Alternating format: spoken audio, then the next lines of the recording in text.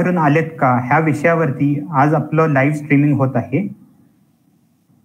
आज आर्य आक्रमण सिद्धांत या 3 दिवसीय व्याख्यानमालेमध्ये सगळ्यांचं स्वागत आहे।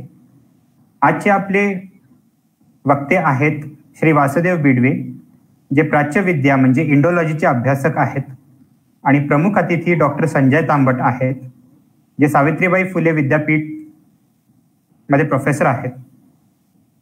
मी बिडवेजी आणि तांबटजींचं स्वागत करतो आणि जास्त वेळ न घेता मी श्री वासुदेव बिडवेजींना हे लाईव्ह स्ट्रीमिंग पुढे घ्यायला रिक्वेस्ट करतो।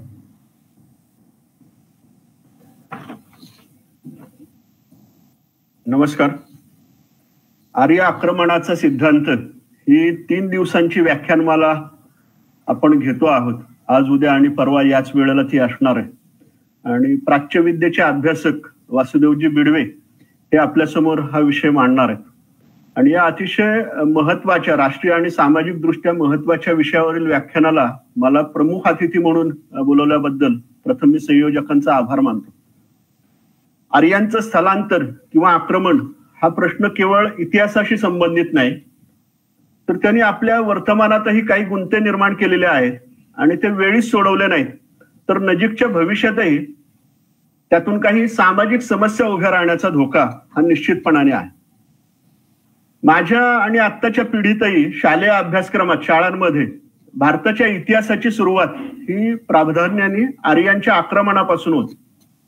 आर्य बाहेरून आले आणि सिंधू संस्कृतीच्या रहिवाशांना त्यांनी दक्षिणेकडे रेटलं, स्थलांतरित केलं, असं आजही आपल्याला शिकवलं जातं।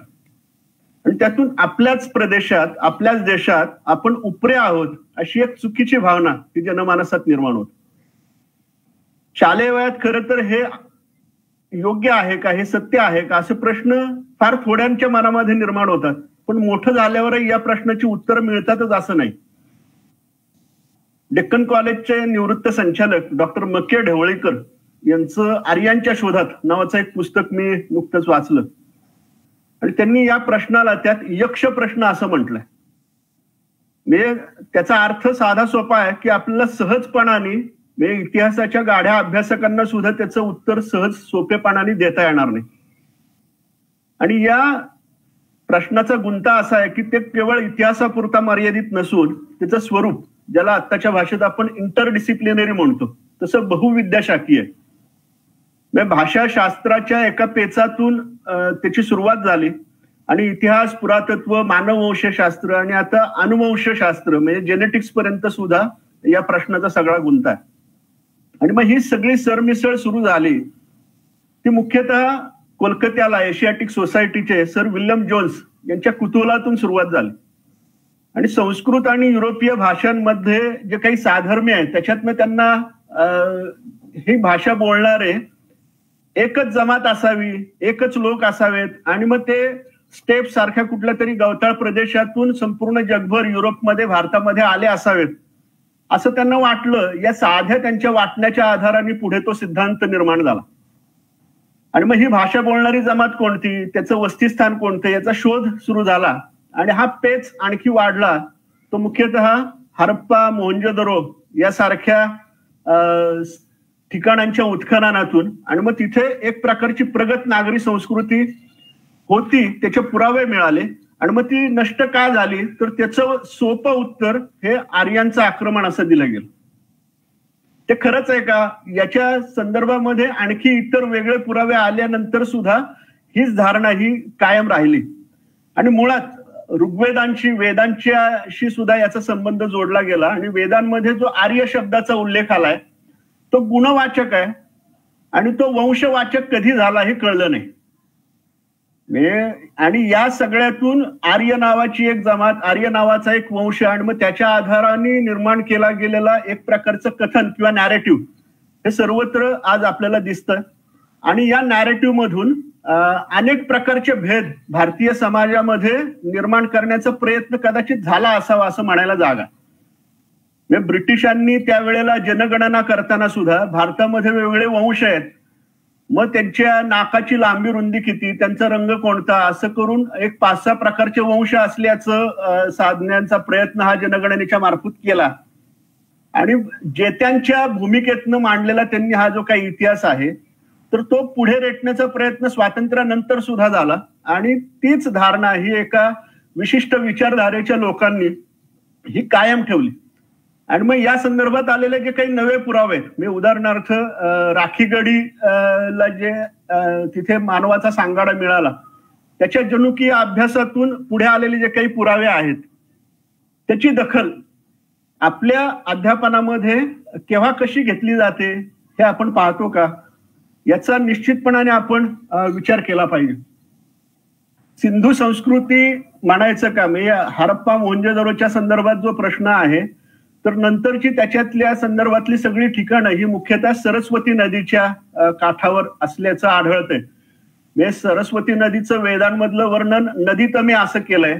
तर मग ही कालगणना जी काही आहे किंवा कालरेषा भारतीय इतिहासाच्या संदर्भात आहे तर ती सुद्धा नेमकी कोणती याचा सुद्धा गुंता त्याच्यात आहे. पण या इतिहासातल्या शोधापेक्षा पेचापेक्षा सुद्धा मला जे सर्वात महत्वाचं वाटतं की या प्रश्नामुळे सामाजिक म्हणजे वर्तमानामध्ये भारतामध्ये सामाजिक समस्या आणि सामाजिक भेद जे काही निर्माण करण्याचा प्रयत्न होतोय तर त्याकडे आपण गांभीर्याने पाहणार आहोत का. आर्य द्रविड असा त्याच्यातला एक वाद आहे किंवा जातींच्या उत्पत्ती संदर्भात सुद्धा काही वेळेला या प्रकारची मांडणी आर्य अनार्य अशा प्रकारची मांडणी करण्याचा प्रयत्न केला जातो. डॉक्टर बाबासाहेब आंबेडकरांनी त्यांच्या जातीची उत्पत्ती आणि इतरही लेखांमध्ये स्पष्टपणाने म्हटलेलं आहे की भारतातले लोक हे एकसंघ आहेत आणि या एकसंघ लोकांमध्येच जातीचे काही तुकडे पडलेले आहेत. म्हणजे जातीभेद हा अतिशय गृहणीय आहे, ती नष्टच झाली पाहिजे. सामाजिक विषमता याच्याबद्दल वाद नाही, पण ती वंशाच्या आधाराने आहे का याचा सुद्धा विचार हा आपण निश्चितपणाने केला पाहिजे. आणि आता नुकताच आपण 26 नोव्हेंबरला संविधान दिन साजरा केला आणि वी द पीपल असं आपण ज्या वेळेला म्हणतो त्यावेळेला ती लोकांमध्ये आपण एक आहोत या प्रकारची भावना निर्माण होणं हे राष्ट्रीयत्वाचं एक व्यवच्छेदक लक्षण असतं. त्या दृष्टीने सुद्धा आर्यांच्या स्थलांतराचा किंवा आक्रमणाचा कथित मुद्दा जो केव्हाच निकालात पडला पाहिजे, त्याच्यातून अनेक प्रकारचे भेद जे आपल्या समाजामध्ये भारतीय समाजामध्ये निर्माण करण्याचा प्रयत्न होतोय याचा शोध आणि वेध घेण्याचा प्रयत्न केला पाहिजे. आणि वासुदेव बिडवे आजपासून जी पुढे 3 दिवस व्याख्यानमाला घेणार आहेत, व्याख्यानातून त्यांचे विचार आपल्या पुढे मांडणार आहेत, त्याच्यावर काही प्रश्नोत्तर होणार आहेत. याच्यातून आपल्याला निश्चितपणे काही प्रमाणामध्ये या प्रश्नांची उत्तरं मिळण्याच्या दिशेने आपण जाऊ आणि त्यातून आणखी या प्रश्नाची समज आणि आता नेमकं काय घडतं याचा अर्थ आपल्याला लावता येऊ शकेल. त्यामुळे मी वासुदेवजींना विनंती करतो की त्यांनी आपल्या भाषणाला सुरुवात करावी.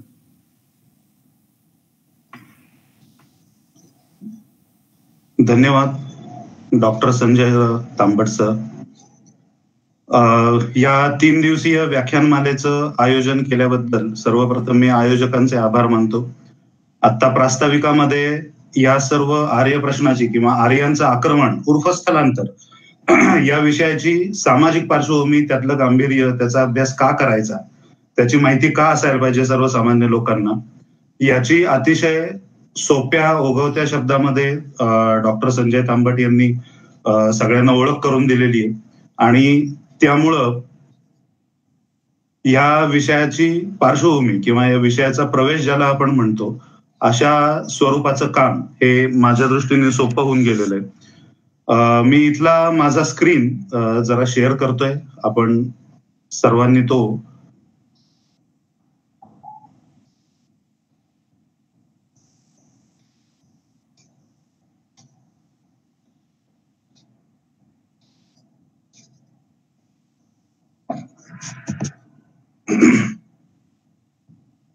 संजय सर, माझा स्क्रीन दिसतोय तुम्हाला?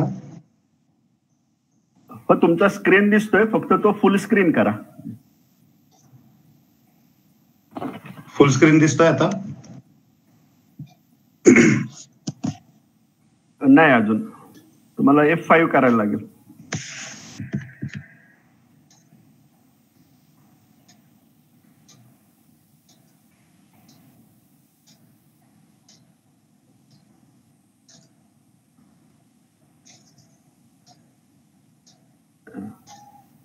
नाही दिसत आहे तुमचं प्रेझेंट हे गेलेलं आहे मला वाटतं.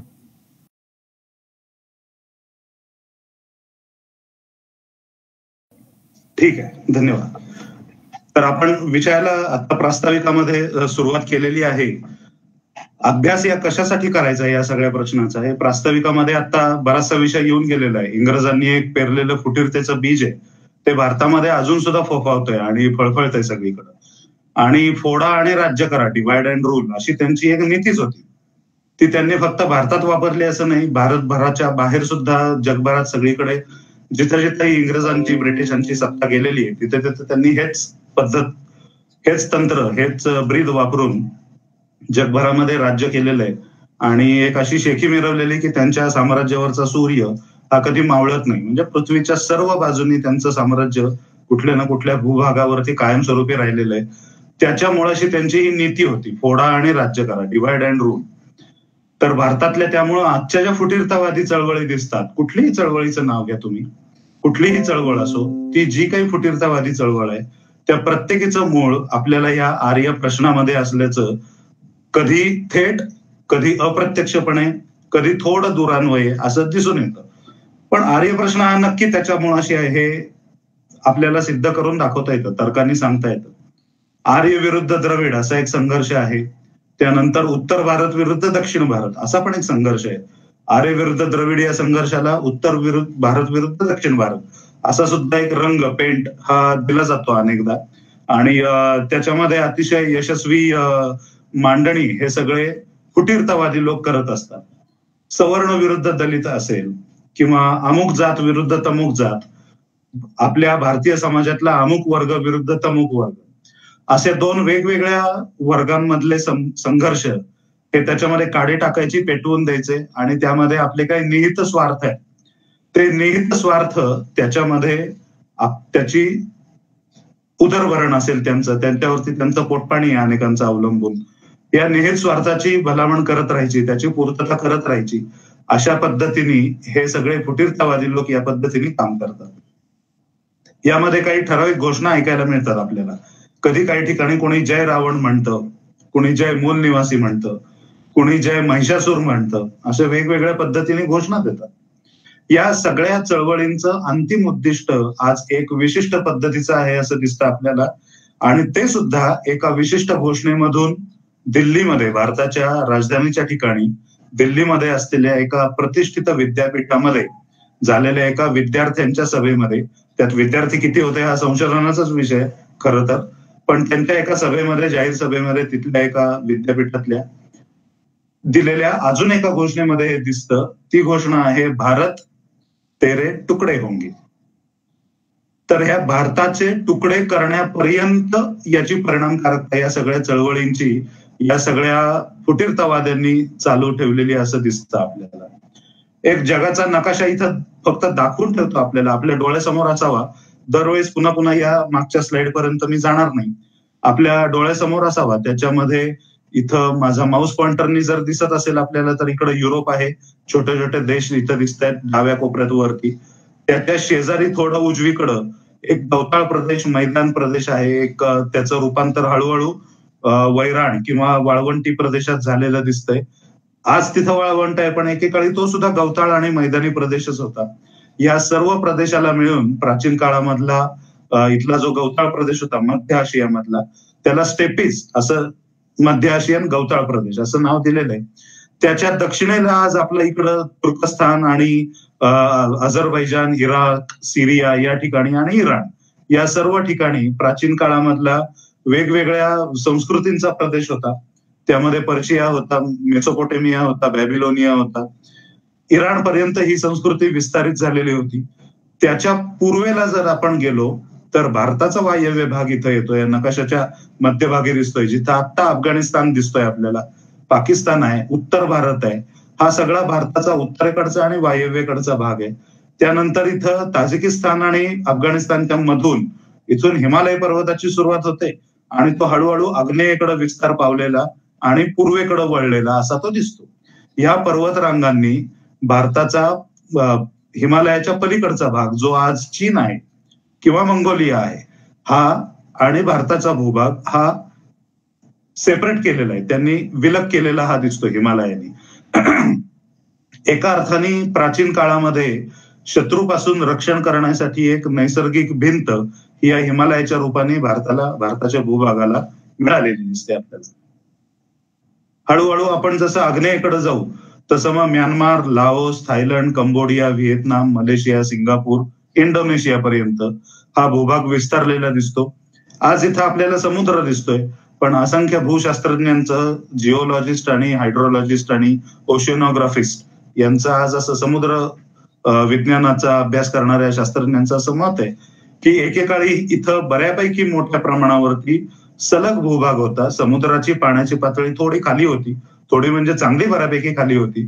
आत्ताच्या सुद्धा सॅटेलाइटने घेतलेल्या या इमेजमध्ये, या प्रतिमेमध्ये दिसतंय की इथला समुद्राचा भाग हा सगळा फिकट निळ्या रंगात दिसतो, कारण तिथं जमीन पाण्याच्या पातळीच्या तशी बऱ्यापैकी वरच्या स्तरावरती असलेली दिसते, खूप खोल नाहीये. हा नकाशा डोळ्यासमोर राहू दे, अधूनमधून त्याचं वर्णन आपल्याला करण्याची आवश्यकता पडेल. ह्याच्या सोबतच, ही थिअरी मांडण्याच्या सोबतच एक काळाचा विशिष्ट क्रम, ज्याला इंग्रजीमध्ये आपण क्रोनॉलॉजी म्हणतो, हा या पाश्चिमात्य अभ्यासकांनी, संशोधकांनी दाखवून दिलेला आहे. त्याच्यामध्ये एक मध्ये आडवी हिरवी रेषा आपल्याला दिसते, ती काळाची रेषा आहे. आपल्याला उजवीकडे जी दिसतोय बाण त्याचा, तो आत्ताच्या टोकामध्ये किंवा भविष्यामध्ये विस्तारत जाणार आहे, आणि डावीकडे पाठीमागे गेलेला आहे तो भूतकाळामध्ये घेऊन जाणार आहे. साधारणपणे इसवी सन पूर्व BCE 3000 ते 1500 या दरम्यान कधीतरी सिंधू संस्कृतीची भरभराट होत गेलेली आहे. इथं आपल्याला दिसते एका लाल रंगाचा पहिला कंस जो खालच्या दिशेला दाखवलेला आहे, आणि तिथं त्याला तसं शीर्षक दिलेलं आहे, सिंधू संस्कृतीची भरभराट होण्याचा तो कालखंड आहे. त्यामध्ये वेगवेगळे कालखंड हे वेगवेगळे आर्किओलॉजिस्ट सांगत असतात. सुरुवातीला सिंधू संस्कृतीचा काळ एवढाच सांगितला जायचा. त्याला हरप्पा संस्कृती असं शास्त्रीय नाव सुद्धा दिलं गेलं, कारण त्या ठिकाणी उत्खनन होऊन जी संस्कृती, नागरीकरण मिळालं. आर्किओलॉजीमध्ये, पुरातत्व विषयामध्ये एक विशिष्ट संकेत आहे. त्यामध्ये एका विशिष्ट ठिकाणची संस्कृती किंवा काही वैशिष्ट्य जर जाणवली आणि ती दुसऱ्याही ठिकाणी सापडली, तर त्या दोन्हीपैकी कुठल्या ठिकाणाचं नाव त्याला द्यायचं. तर पहिल्यांदा ज्याचा उलगडा झाला, ज्या उत्खननामध्ये सर्वात पहिल्यांदा ती वैशिष्ट्य ज्या ठिकाणी मिळाली, त्या ठिकाणाचं नाव त्या विशिष्ट वैशिष्ट्यपूर्ण संस्कृतीला देण्याची पद्धत आहे. पहिल्यांदा ही ठिकाणं मिळाली हरप्पामध्ये, त्यामुळं हडप्पन संस्कृती असं त्याला कालखंडाला नाव दिलं गेलं. त्यामध्ये काही संशोधनं विस्तारित होत गेली, अजून सुद्धा त्यामध्ये ज्ञानामध्ये भर पडत गेली. वेगवेगळे निष्कर्ष नवीन नवीन निघत गेले. आधीचे काही निष्कर्ष बदलत गेले, काही रद्दबातल ठरवले गेले, नल अँड व्हॉइड अशा पद्धतीने रद्दबातल पण ठरवले गेले. आणि मग त्या कालखंडाला वेगवेगळी नावं पण देण्यात यायला लागली. काहींनी त्याला मग मॅच्युअर हरप्पन पिरियड, म्हणजे उन्नत सिंधू संस्कृतीचा किंवा हडप्पन संस्कृतीचा उन्नत असा कालखंड, मॅच्युअर पिरियड. मग त्याच्या आधीचा होता तो हडप्पन पिरियड, त्याच्याही आधीचा होता तो प्री हडप्पन पिरियड किंवा प्रोटो हडप्पन पिरियड, असं अजून भूतकाळात जसं जायला लागलं आणि त्याच्याच पद्धतीची वैशिष्ट्य असणारी वेगवेगळी ठिकाणं त्यामध्ये सापडायला लागली.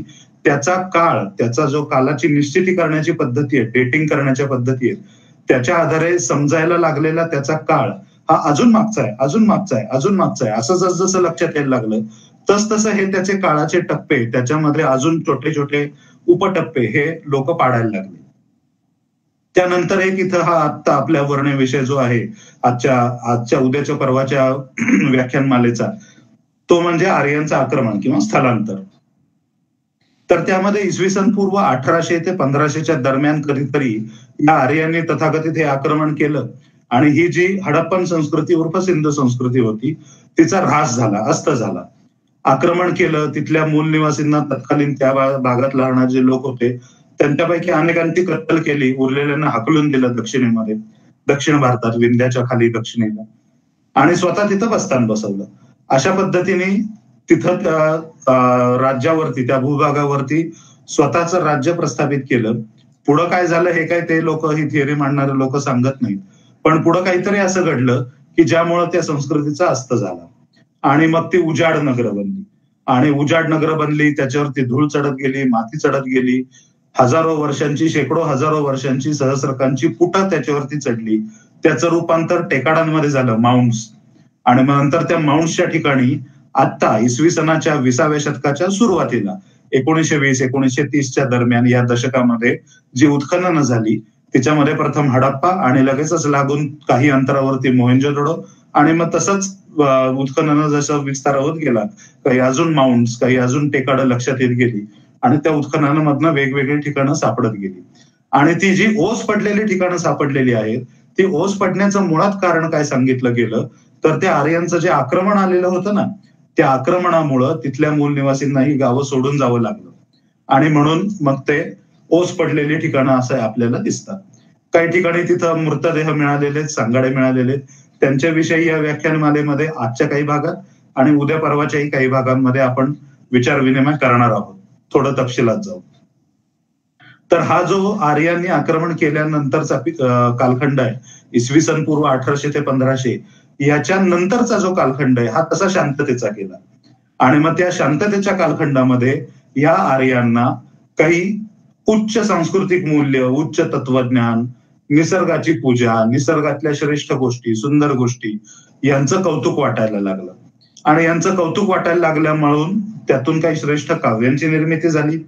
त्या काव्यांना त्यांनी वेद असं नाव दिलं आणि वेदांच्या निर्मितीचा हा कालखंड आहे हा इथं दाखवला जातो. हा इसवी सन पूर्व 1500च्या नंतर सुरू होतो आणि साधारण इसवी सन पूर्व 1000 ते इसवी सन पूर्व 800 पर्यंत कधीतरी येऊन थांबतो. या कालखंडाला वैदिक कालखंड वैदिक एज किंवा वैदिक पिरियड असं नाव इथं दिलं गेलेलं आहे त्यांनी दिलेलं आहे. त्याच्यानंतर कधीतरी भगवान बुद्धांचा हयातीचा कालखंड इथं दाखवलेला आहे. लाल रंगाच्या एका त्रिकोणाने दाखवलेला आहे सिरका किंवा साधारणपणे इसवी सन पूर्व 563 ते 483 म्हणजे इसवी सन पूर्व 6वं ते 5वं शतक हा कालखंड भगवान बुद्धांचा कालखंड म्हणून सांगितला गेलेला आहे. हे सगळं पाश्चिमात्य संशोधकांच्या म्हणण्यानुसारच सांगतोय मी. अजून आपण भारतीय संशोधकांनी त्यामधले जे सुचवलेले बदल आहेत किंवा त्यांनी काढलेले निष्कर्ष आहेत तिथपर्यंत आलेलो नाही आहोत. त्यामुळे अजून पाश्चिमात्य संशोधकांचीच कालानुक्रमाची ही काळाची रेषा टाइमलाईन किंवा क्रोनॉलॉजी हीच आपण बघत आहोत.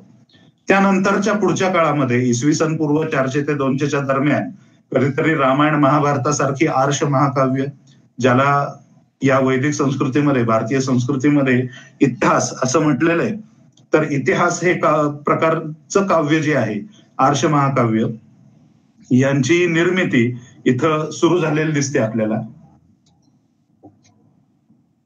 त्यामध्ये पुराणांचा सुद्धा आपण अंतर्भाव करू शकतो कारण पाश्चिमात्य संशोधकांनी हा सगळा कालखंड एक सलग मानलेला आहे. इसवी सन पूर्व 400 ते इसवी सन पूर्व 200च्या दरम्यान यांची निर्मिती सुरू झाली. इसवी सनाच्या 200 ते 400च्या दरम्यान कधीतरी रामायण आणि महाभारताची निर्मिती संपली. पुराणांची निर्मिती चालूच राहिली. त्यांच्यामधले बदल होत राहणं संपादन होत राहणं एडिटिंग होत राहणं हे चालूच राहिलं आणि इसवी सनाच्या 6व्या ते 7व्या शतकापर्यंत गुप्त काळांचा गुप्तांच्या साम्राज्याचा पाडाव होईपर्यंत साधारणतः ही पुराणांची निर्मिती किंवा पुराणांमधलं संकलन त्यातलं संपादन त्यातलं एडिटिंग हे चालूच होतं असं हे एकंदरीत मत इथं दिसतं. त्यामुळं इसवी सनाची एक मध्ये एक फिकट निळी रेषा दिसतीये. इसवी सनाचं पहिलं सन हे इथं इंग्रजी 1 आकड्याने दाखवलेलं आहे. त्याच्या पुढचा हा इसवी सनाचा हा कालखंड इथं सुरू झालेला दिसतो आपल्याला आणि आद्य शंकराचार्यांचा एक कालखंड इसवी सनाचं 8वं ते 9वं शतकच्या दरम्यान कधीतरी हा इथं पुढे एक दाखवलेला आहे त्रिकोण आणि आज आपण एका लाल त्रिकोणाने दाखवलं गेलेलं वर्षाचं इसवी सनाचं 2020 साल इथं दिसतंय. आता ही क्रोनॉलॉजी ही टाइमलाईन एकदा एस्टॅब्लिश केलेली आहे त्यांनी की त्यामुळं काय झालेलं आहे की आधी सिंधू संस्कृतीची किंवा हडप्पा संस्कृतीची भरभराट मॅच्युअर्ड पिरियड त्याचा त्यानंतर आर्यांचं आक्रमण ऑब्लिक स्थलांतर जे काही त्यांना नाव द्यायचंय ते नाव काही दिलं तरी नॅरेटिव्ह त्यातनं त्यांना द्यायचा संदेश हा काही बदलत नाही. नाव काही असलं तरी नॅरेटिव्ह तोच राहतो त्यातनं जाणारा संदेश त्यांचा तोच राहतो आणि त्याच्यानंतर वेदांची निर्मिती त्याच्यानंतर रामायण महाभारत पुराण वगैरे आर्ष साहित्याची निर्मिती आणि नंतर मग इतर सगळे लौकिक कवी लौकिक काव्य नाटकं संस्कृत साहित्य प्राकृत साहित्य यांची निर्मिती ही सगळी चालत राहिलेली आपल्याला दिसते. ही क्रोनॉलॉजी आपण जर लक्षात घेतली तर या क्रोनॉलॉजी वरती सुद्धा उत्तर अनेक भारतीय संशोधकांनी अभ्यासकांनी पुढच्या काळामध्ये दिलेली आपल्याला दिसतात. इसवी सनाच्या 19व्या-20व्या शतकापासूनच ही उत्तर देण्याची प्रक्रिया सुद्धा, पाश्चात्यांचा हा कालानुक्रम खंडन करण्याची प्रक्रिया सुद्धा चालू झालेली आपल्याला दिसते. कशी ती आपण आगामी काही या व्याख्यानांमधून पाहूया. आर्यांचं वंशवाचक वर्णन, मगाशी जसं प्रास्ताविकामध्ये डॉक्टर तांबट सरांनी सांगितलेलं आहे तसं वंशवाचक वर्णन पण त्यांनी केलेलं आहे, पाश्चिमात्य संशोधकांनी केलेलं आहे. काय केलेलं आहे ते वर्णन? तर ते गोरे होते, उंच होते, धिप्पाड शरीर यष्टीचे होते, दुहेरी हाडापेराचे होते, घाऱ्या डोळ्यांचे होते, त्यानंतर धारदार किंवा सरळ नाक त्यांचं होतं, आक्रमक वृत्तीचे होते, ते घोड्यावर बसून आले, रथ सुद्धा त्यांनी त्यांच्या सोबत आणले, त्यानंतर ते युद्धशास्त्रामध्ये प्रवीण होते, संस्कृत भाषेचे वाहक होते, ते संस्कृत भाषा बोलत असत. तंतोतंत संस्कृत भाषा असं काही त्यांनी सांगितलेलं नाही.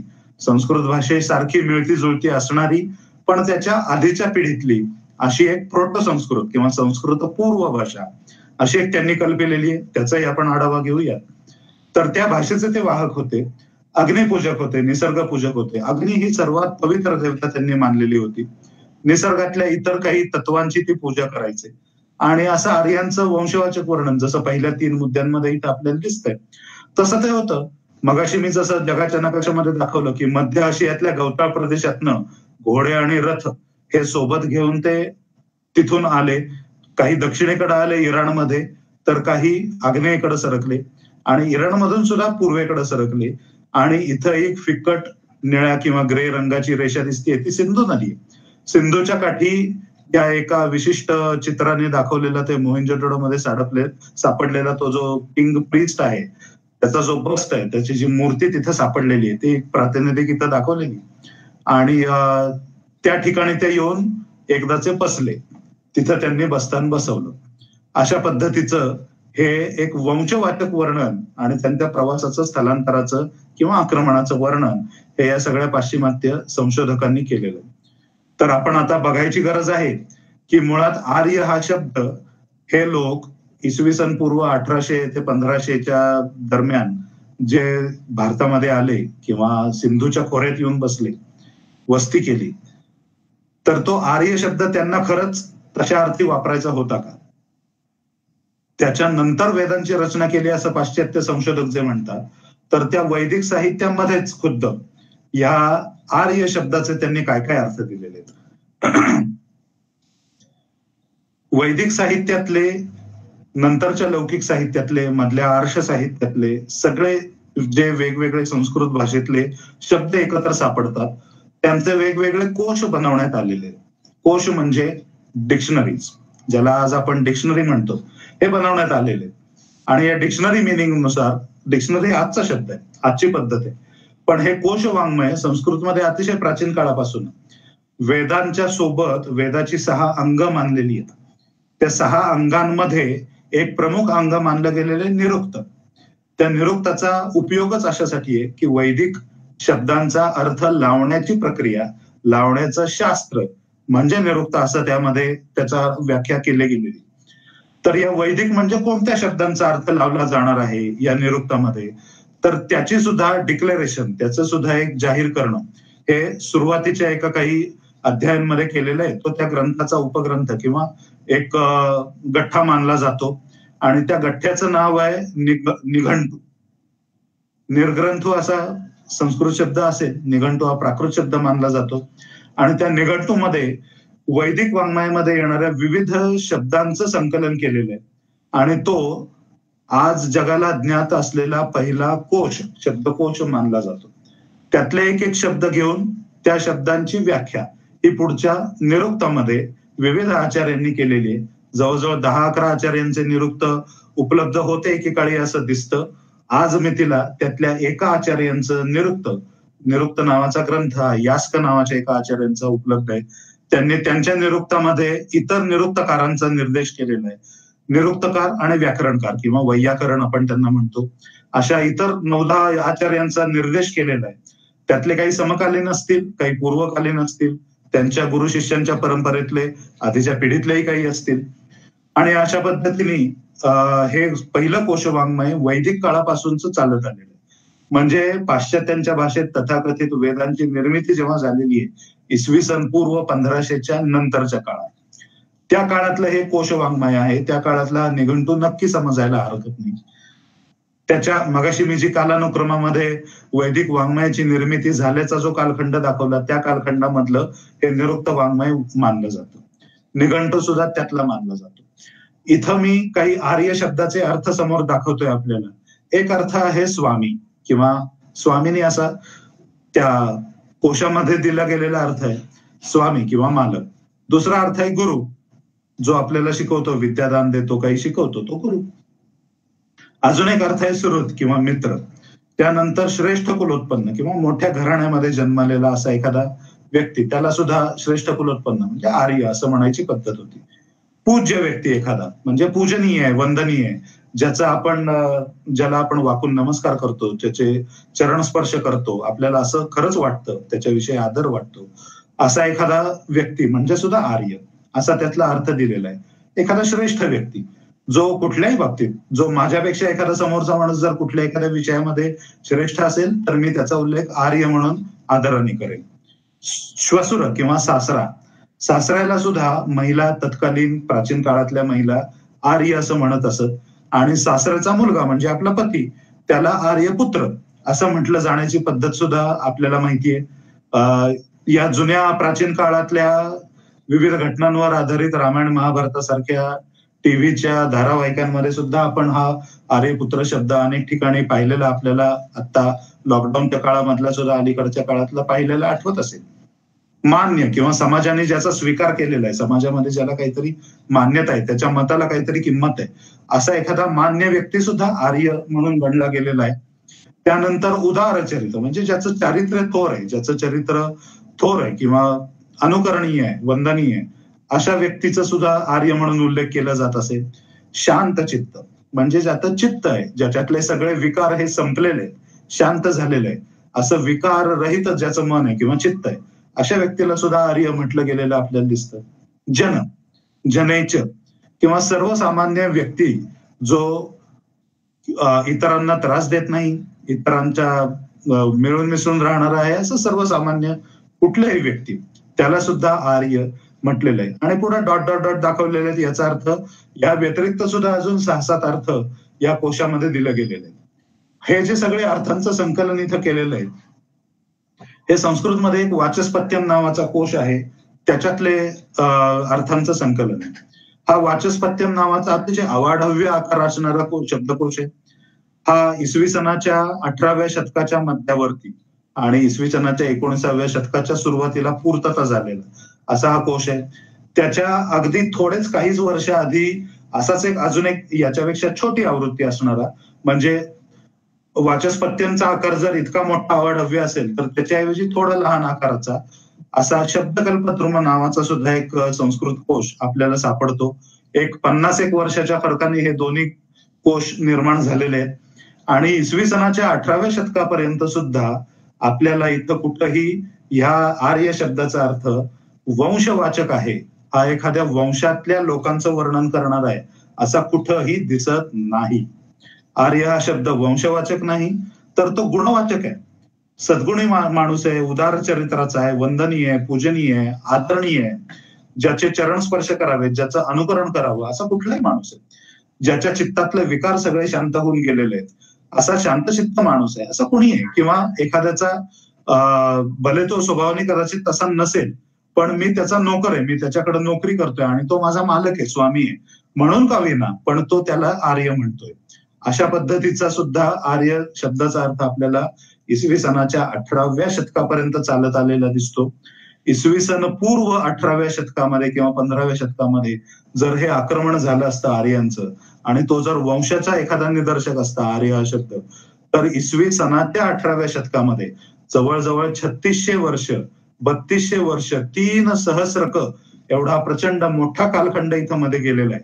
तर इतक्या कालखंडानंतर सुद्धा असा वंशवाचक अर्थ या कोशांमध्ये दिला गेलेला कुठंतरी निदान औषधाला का विना, निदान बोटाच्या पेरा इतपत तरी असा औषधाला का विना, निदान तसूभर तरी कुठंतरी दिला गेलेला आपल्याला सापडायला पाहिजे होता, पण असा कुठेही दिसत नाही. या सगळ्या कोशांमध्ये दिला गेलेला जो अर्थ आहे तो गुणवाचकच आहे. याचा अर्थ आर्य म्हटलं की सद्गुणी माणूस आहे, सज्जन माणूस आहे, इतका साधा सरळ सोपा अर्थ आहे. याचाच विरुद्ध अर्थ अनार्य म्हटलं की जो सद्गुणी नाही, जो सज्जन नाही, जो दुर्जन आहे, जो दुर्गुणी आहे, असा कुठलाही माणूस म्हणजे अनार्य. तर आर्यांची वस्ती कुठं होती, आर्य कुठं राहत होते, ते कुठून कुठं गेले, या सगळ्या प्रश्नांना काही अर्थ राहत नाही मुळात इथंच. आर्य कुठं होते, तर संपूर्ण जगाच्या कानाकोपऱ्यात आर्य त्या काळी होते, आजही आहेत, भविष्यात सुद्धा राहणार आहेत. मग अनार्य कुठं होते, तर त्या काळी सुद्धा जगाच्या सर्व कानाकोपऱ्यामध्ये दुर्जन लोक, दुर्गुणी लोक हे होतेच, आजही आहेत आणि इथून पुढच्या काळात सुद्धा राहणार आहेत.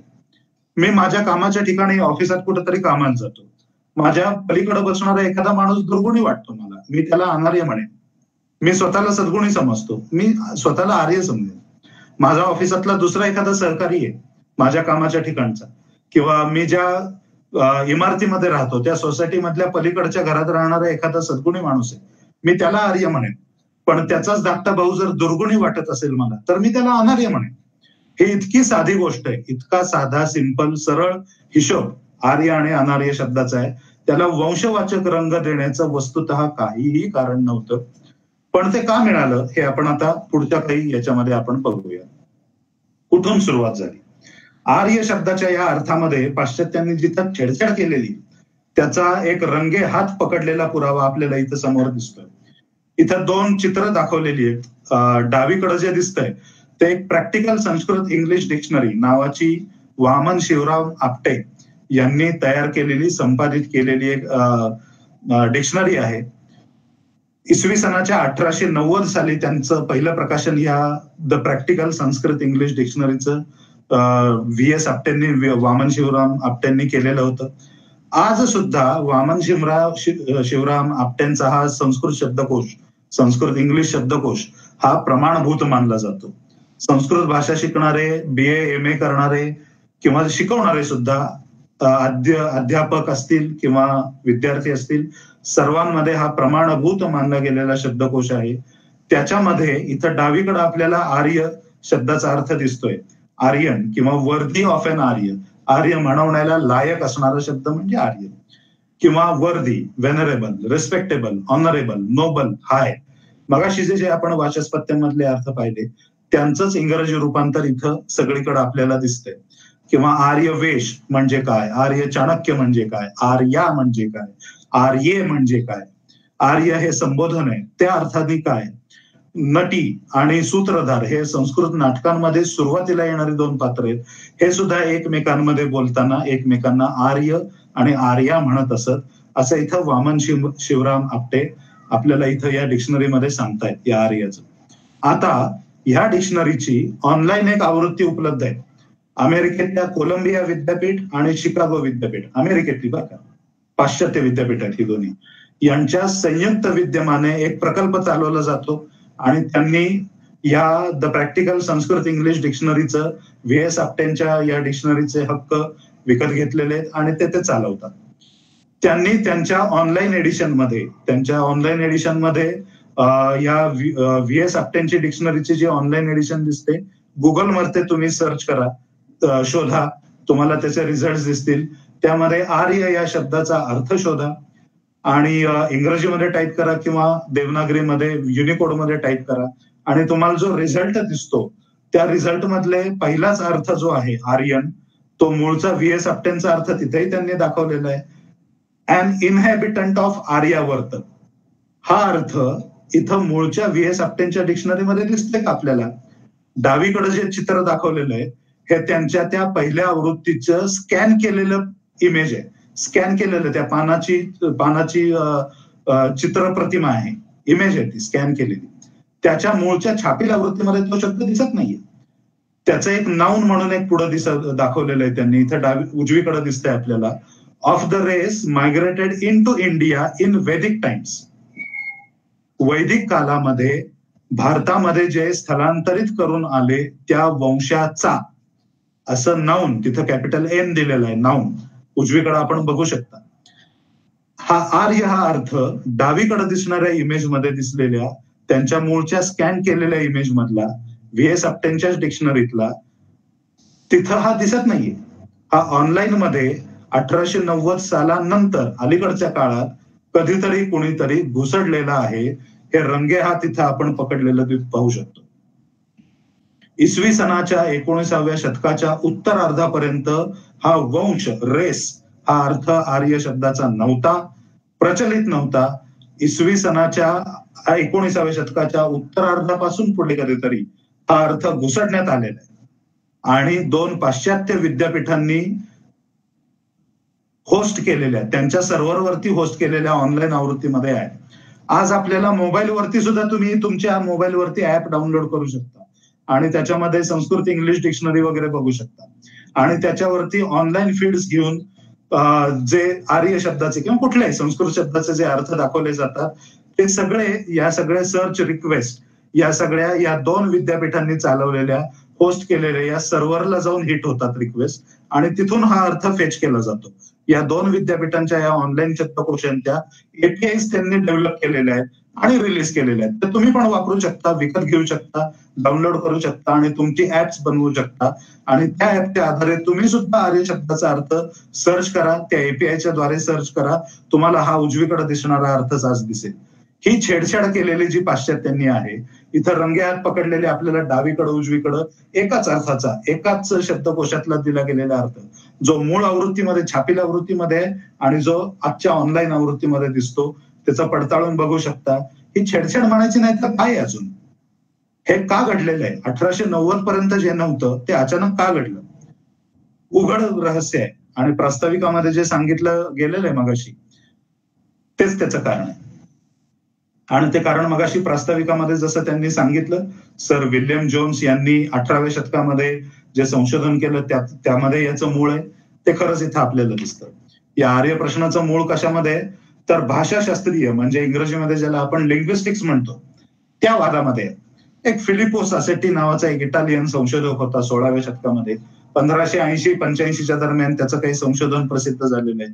त्यांनी युरोपियन भाषांमध्ये काही जे समान शब्द सापडतात तर त्या समान शब्दांचा अभ्यास करायचा प्रयत्न केला. इटालियन भाषा आणि संस्कृत भाषा किंवा तिथं त्या काळात संस्कृत भाषेचं काही लोण पसरलेलं होतं आणि इतर युरोपियन भाषांमधले पण काही त्यांनी समानता किंवा सांधे शोधायचा प्रयत्न केला. सर विल्यम जोन्स पण त्यांनी या फिलिपो सासेटी आणि त्याच्या काही समकालीन इतर अभ्यासकांनी, संशोधकांनी त्यातून कुठला ठोस असा निष्कर्ष मात्र काढलेला नव्हता. फक्त संशोधन होतं, निरीक्षणं नोंदवलेली होती, अनुमान काढलेलं नव्हतं, निष्कर्ष नव्हता.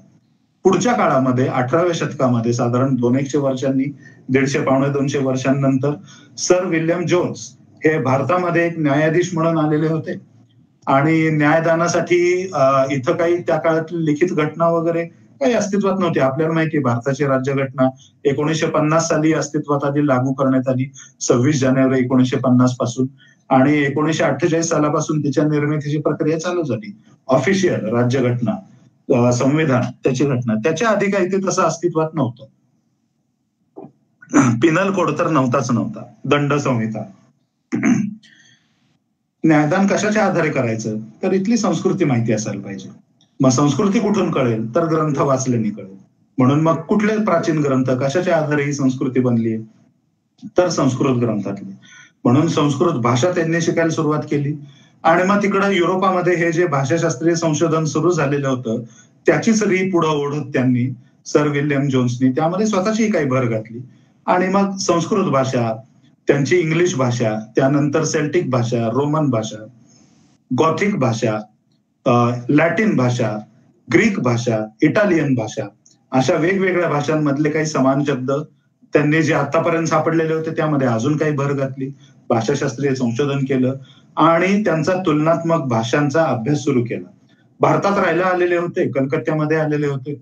कलकत्त्यामध्ये त्यांनी एशियाटिक सोसायटीची स्थापना केल्याचा उल्लेख मगाशी प्रास्ताविकामध्ये डॉक्टर संजय तांबटांनी केलेला आहे. तर त्यांनी त्या प्रास्ताविकातल्या जसा उल्लेख केला त्या एशियाटिक सोसायटीच्या माध्यमातून हे संशोधनाचं काम अजून पुढे नेलं. हे पुढे नेत एवढं वाढवलं की त्यांनी ह्या सर्व पद्धतीच्या, लिंग्विस्टिकच्या पद्धतीच्या संशोधनाचा एक ज्याला आपण स्पेशल इंटरेस्ट ग्रुप असं SIG असं आजच्या काळात म्हणतो, आजच्या काळात वेगवेगळ्या तांत्रिक आणि वैज्ञानिक एरियामध्ये सुद्धा, विषयांमध्ये सुद्धा संशोधन करणाऱ्यांचा स्पेशल इंटरेस्ट ग्रुप SIG बनतात. तसं त्यांनी एका अर्थी SIG नाव नव्हतं दिलं, पण एक समान ज्यामध्ये रस आहे लोकांना, अशा लोकांचा एक गट त्यांनी या एशियाटिक सोसायटीच्या माध्यमातून युरोपीय संशोधकांचा सुद्धा बनवला, युरोपीय आणि भारतीय संशोधकांचा. आणि या सर्व गटातल्या लोकांच्या एकत्रीकरणातून त्यांनी हे संशोधन अजून पुढे ढकललं. त्यांनी असं शोधून काढलं की इंडिक लँग्वेजेस, भारतामधल्या ज्या भाषा आहेत त्या वेगवेगळ्या भाषा, प्रादेशिक भाषा, संस्कृत सकट सगळ्या भाषा आणि युरोपामध्ये बोलल्या जाणाऱ्या भाषा, या सर्व भाषांमध्ये काही अनेक समान दुवे सापडतात. उदाहरणार्थ सर्प शब्द आहे, तर इटालियन भाषेमध्ये फिलिपो सासेटीने सुरुवातीला सांगितलेलं होतं सर्प, आणि इटालियन मध्ये सेर्पे हा जो शब्द तिथं SERPE असा जो शब्द सापडतो इटालियन भाषेतला, हा समान वाटणारा असा एक धागा आहे. किंवा देव शब्द आहे, संस्कृत मधला देव आणि इटालियन मधला डिओ हा शब्द आहे. युरोपियन अनेक भाषांमध्ये तशा सारखा ध्वनी असणारा शब्द वेगवेगळ्या भाषांमध्ये मिळतो. मातृ पितृ याला मदर पितृ फादर अशा अर्थाचे शब्द त्यांनी अनेक शोधून काढले. सर विल्यम जोन्स आणि त्यांच्या या समान रस असणाऱ्या लोकांनी ज्यामध्ये भर घातलेली होती, त्यामध्ये या सर्व लोकांनी मिळून जवळजवळ 450हून अधिक शब्दांचा कोश तिथं सिद्ध केला आणि प्रकाशित पण केलेला होता. वेगवेगळ्या पेपर्सच्या माध्यमातून अजून थोडे शब्द, आता हा पण शब्द बघा, त्या भाषेतला तो आणि या भाषेतला हा पण बघा, असं त्याला अनेक शर्स जोडत त्यामध्ये भर घालत गेलेले होते ते. त्यांनी असं दाखवून दिलं की ह्या सर्व भाषा ह्या एकमेकांच्या बहिणी आहेत, भाषा भगिनी आहेत. त्यांनी त्यांना सिस्टर लँग्वेज असं नाव दिलं. कुणी? सर विल्यम जोन्सनी. आणि या सिस्टर लँग्वेजेस आहेत तर बहिणी आहेत. आता बहिणी कशा येतात? बहिणी काय आपोआप कधी तयार होत नाहीत. त्या बहिणींची कुणीतरी एक समान आई असावी लागते, तिच्या पोटी जन्म झालेला आहे म्हणून त्या बहिणी बनलेल्या आहेत.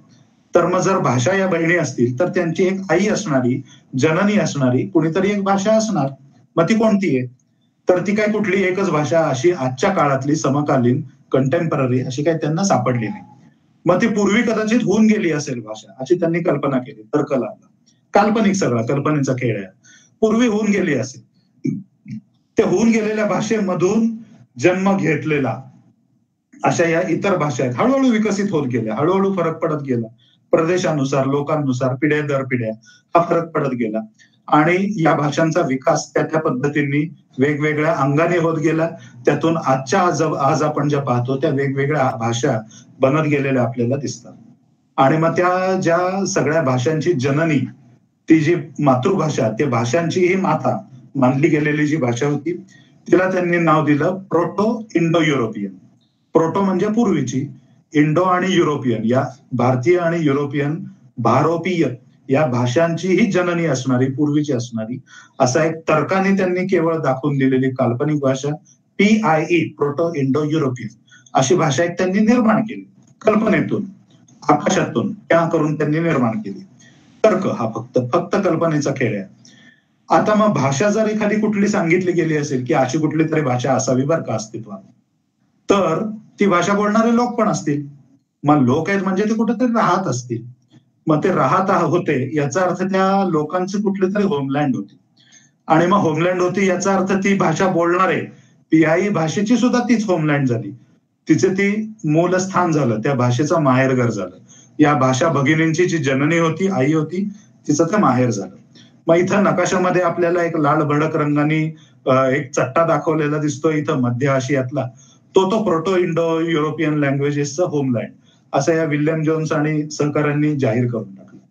त्यानंतर थोड्या आबोली रंगामध्ये पसरलेला जो चट्टा लांबलचक पसरलेला दिसतो, बाल्टिक, स्लॅविक, इराणियन पासून ते आर्मेनियन, इराणियनच्या इतर काही आणि इंडो आर्यन भाषा त्यांचा गट, अशा वेगवेगळ्या भाषांचे गट त्यांनी बनवले. इंडो युरोपियन हा जो गट आहे सगळ्या भाषांचा, त्याच्या अंतर्गत काही उपगटांची त्यांनी कल्पना केली. युरोपामध्ये पसरलेल्या ज्या भाषा आहेत त्या युरोपियन लँग्वेजेस. त्याच्यामध्ये सर्वात पहिल्यांदा पसरलेली होती इकडं पश्चिमेला आपल्याला जर्मनिक नावाचा एक गट दिसतोय. या जर्मनिक गटाच्या अंतर्गत येणाऱ्या इतर काही भाषा होत्या. आजची जी इंग्रजी भाषा आहे ही जर्मॅनिक मधूनच विकसित होऊन पुढे आलेली भाषा आहे. रोमन भाषा, इंग्रजीची आधीची आवृत्ती, ही सुद्धा त्याचीच एक प्रोटो इंग्लिश म्हणूयात आपण, ही भाषा मानली गेलेली. तसंच इकडं पूर्वेकडेही घडलेलं आहे.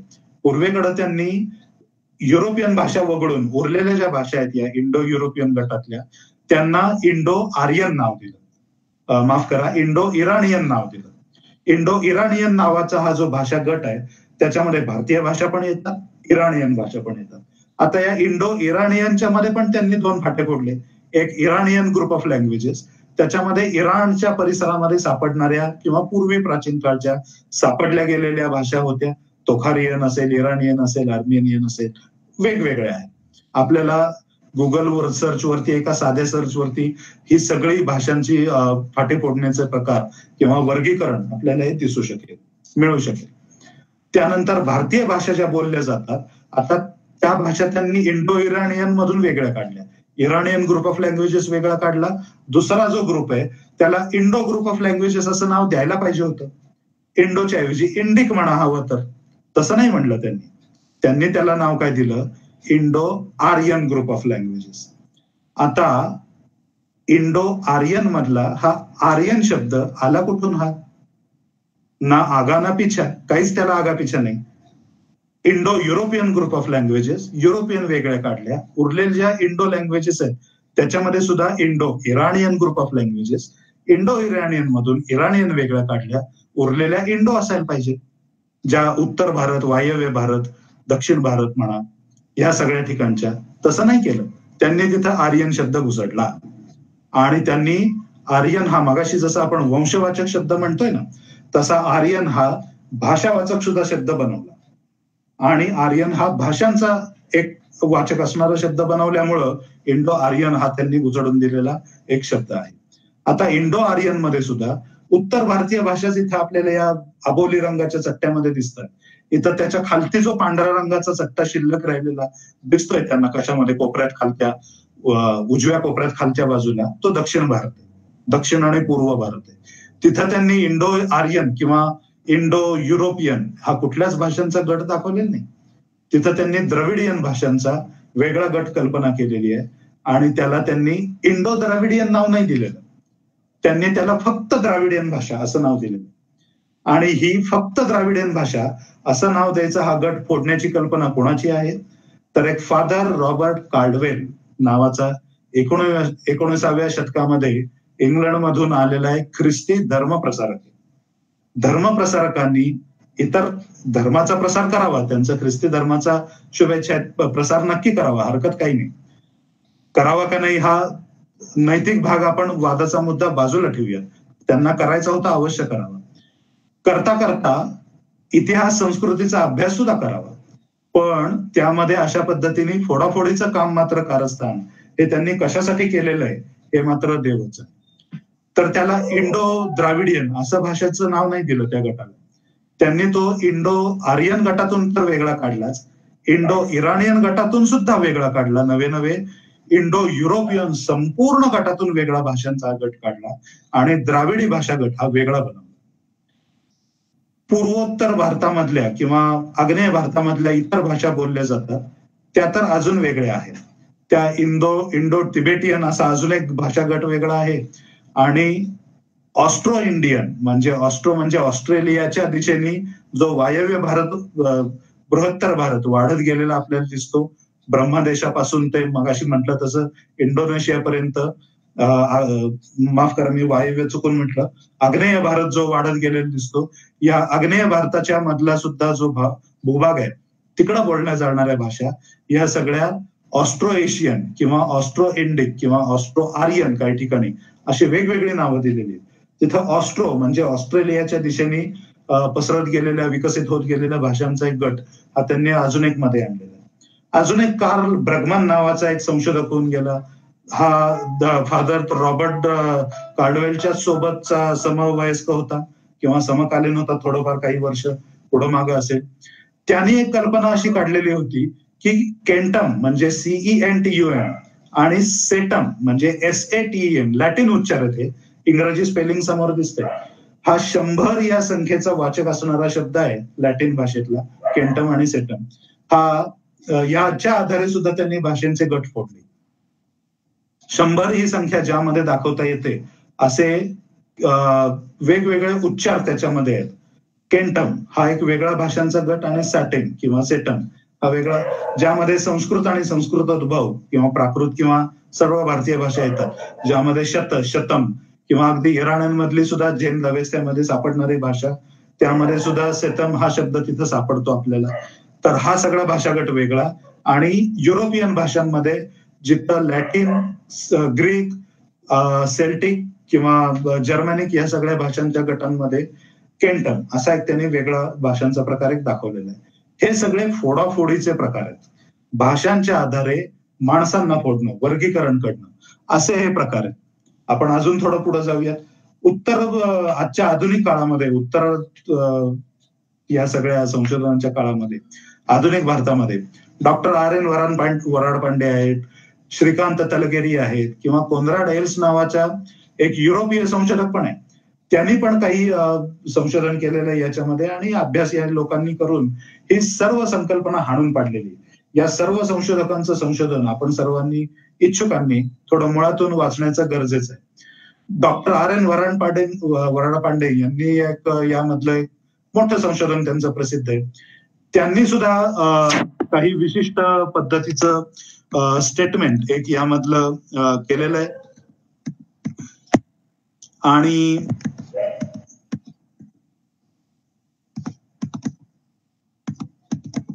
एकच क्षण, मी संशोधनामध्ये वराड पांड्यांचं असं म्हणणं आहे की शिक्षण आहे, व्यापार आहे, विवाह आहे, लढाई आहे, या सगळ्या कारणांनी जे लोकांची स्थलांतर होत होती, आदान प्रदान होत होतं, या सगळ्यांच्या मधून एखाद्या वस्तूचा जिथं प्रत्यक्ष वापर होतो तिथं तो शब्द त्या मूळ धातूपासून तयार होतो. आणि तशा पद्धतीने जर पाहिलं तर धातू आणि धातुसाधित नामं, विशेषण यांचं सर्वाधिक प्रमाण कुठं सापडतं आपल्याला? ते संस्कृत भाषेत सापडतं. इतर इंडो युरोपियन भाषांच्या सर्व गटांमधल्या सर्व भाषांमध्ये सर्वाधिक प्रमाण धातुसाधित नामं आणि विशेषण ही खरं तर संस्कृत भाषेत दिसतात. इतर भाषांमध्ये ते तशी प्रचलित पद्धत दिसत नाही. आणि त्यामुळं संस्कृत या भाषेलाच इतर सगळ्या धातूंची जननी म्हणली पाहिजे. हे धातू इतर भाषांमध्ये सुद्धा संक्रमित झालेले आपल्याला दिसतात आणि त्या धातूंमधून त्या भाषांमध्ये इतर शब्दप्रयोग सापडतात आपल्याला. अवेस्त्यामधली झेंद भाषा ही काळाच्या दृष्टीने सुद्धा संस्कृतच्या नंतरची सापडते. कारण झेंद अवेस्त्यामध्ये सप्तसिंधू प्रदेश असे उल्लेख सापडतात, पण वेदांमध्ये मात्र इराण, पर्शिया, सिथिया वगैरे इराणी प्रदेशातले काही उल्लेख हे काही कुठं सापडत नाही. त्यामुळं वेदांपेक्षा अवेस्ता हा उत्तरकालीन मानला पाहिजे. त्यामुळं संस्कृत आधी वैदिक संस्कृत भाषा आजची जी प्रचलित आहे, जी पाणिनी आणि पतंजलींच्या व्याकरण विषयक नियमांनी घट्ट बांधली गेलेली आजची जी प्रचलित लौकिक संस्कृत आहे, तिच्या आधीची आवृत्ती जी होती संस्कृत भाषेची, ज्यामध्ये वैदिक साहित्याची निर्मिती झालेली, वेदांच्या संहिता असतील आणि प्रत्यक्ष वेदांच्या नंतरच्या उत्तर काळातले काही ग्रंथ आहेत, ब्राह्मण ग्रंथ वगैरे, त्यांच्यामधली जी वैदिक संस्कृत सापडते, ही संस्कृत ही अवेस्त्याच्या आधीच्या काळाची होती, असं इथं वराड पांड्यांनी सिद्ध करून दाखवलेलं आहे.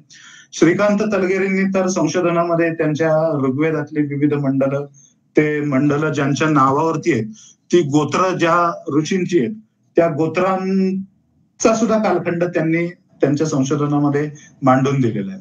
कोनराड एल्सच्या या संशोधनातला जो मी उल्लेख केला, त्यांनी ही PIE म्हणजे प्रोटो इंडो युरोपियन ही संकल्पना क्षणभर मान्य केलेली, क्षणभरच.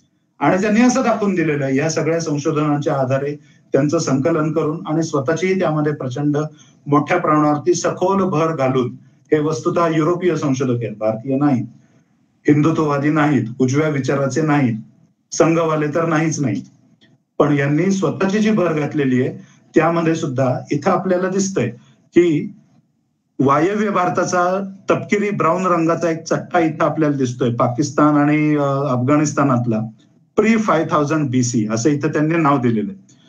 इसवी सन पूर्व 5000च्या आधीचा कालखंड, ज्यामधली वैदिक संस्कृत भाषा इथं विकसित झाली आणि ती पुढे इराणच्या परिसरात जिथं अवेस्त्याचं मूळ सापडतात, वर्णन सापडतात, ही 5000 BCच्या आसपास तिकडे गेलेली आहे.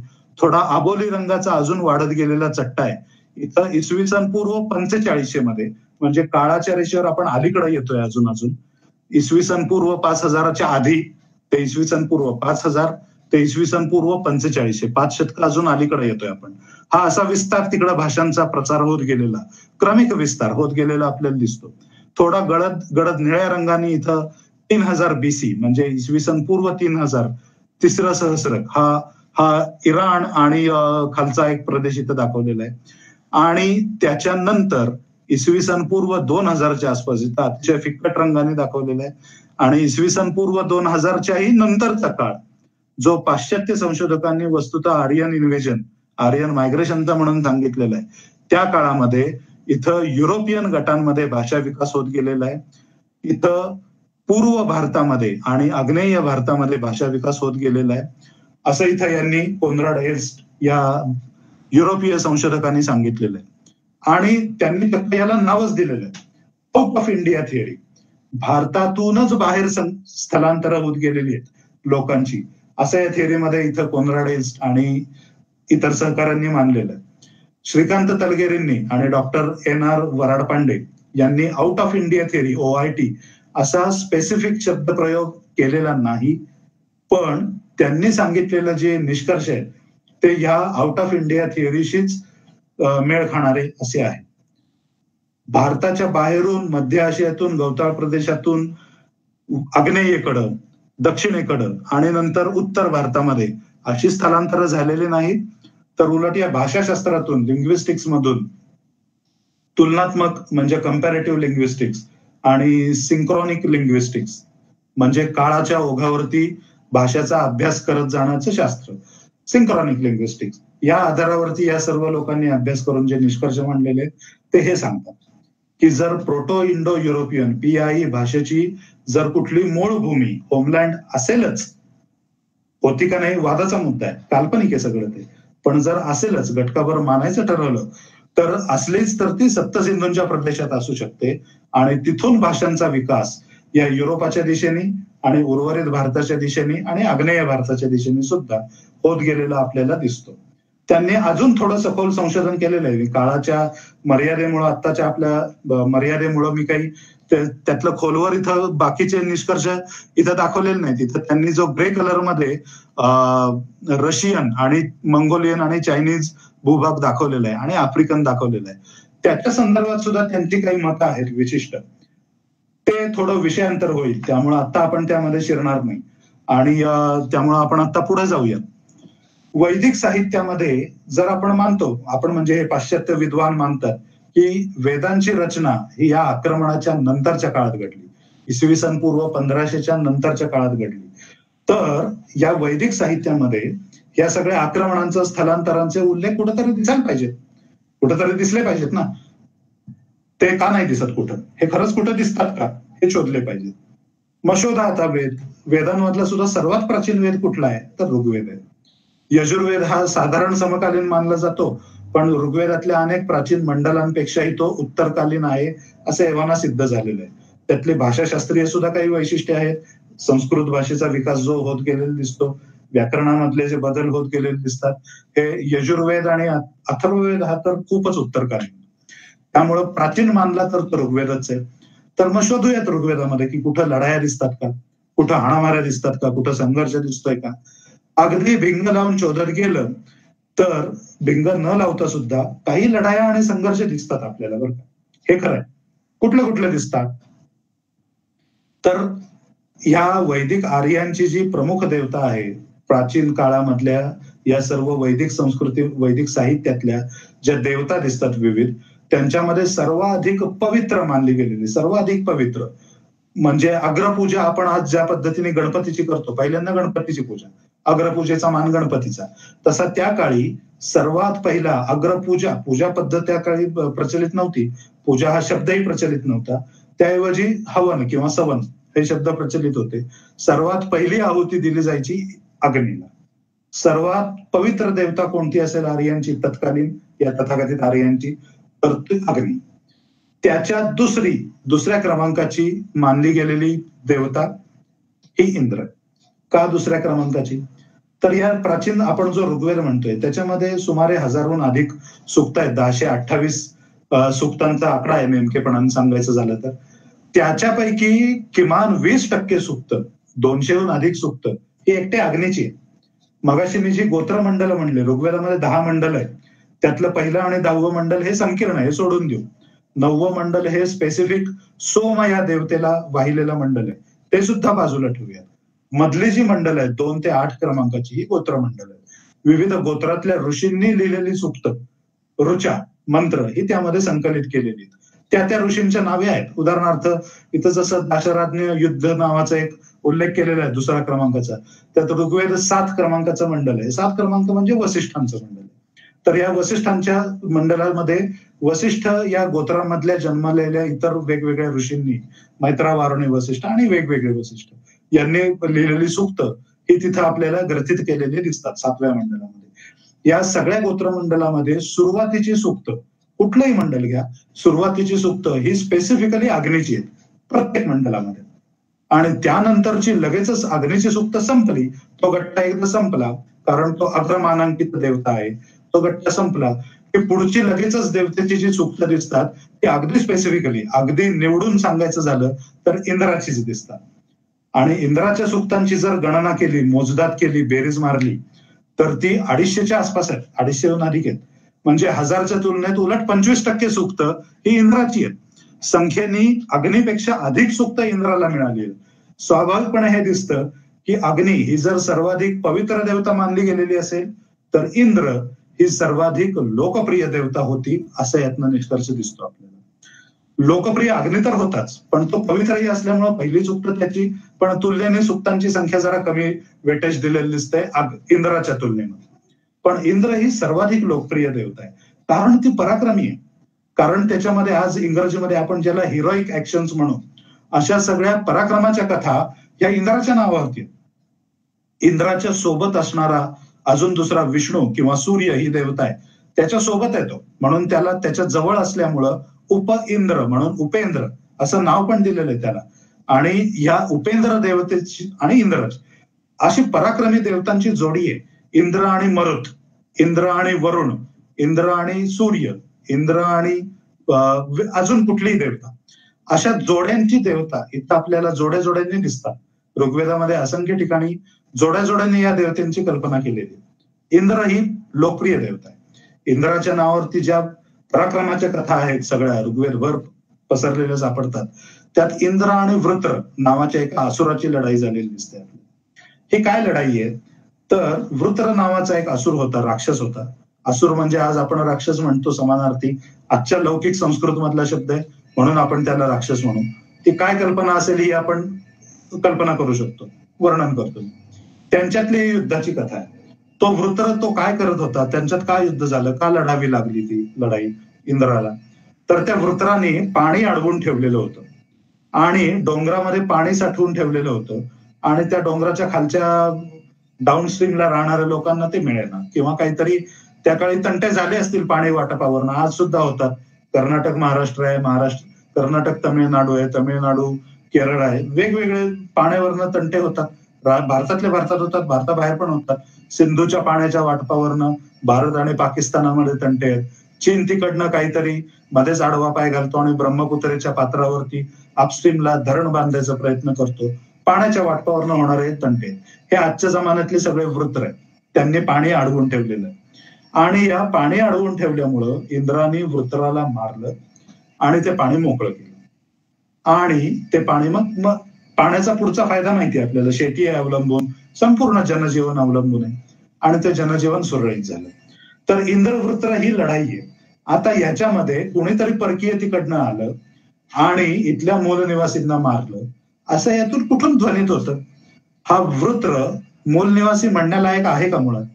जर मूल निवासी आहे तर तो त्याच्या प्रदेशातल्या जनतेवरती अन्याय का करतोय पाणी अडवून त्यांचं? आणि मग इंद्राला तिथं जाऊन ते सोडवावं का लागतंय? तो बांध फोडावा का लागतोय? डोंगरातलं पाणी मोकळं का करावं लागतंय? त्याने त्याच्या वज्राने प्रहार केला इंद्राने आणि वृत्राला मारलं. मोठं रोमांचक वर्णन आहे त्या लढाईमधलं.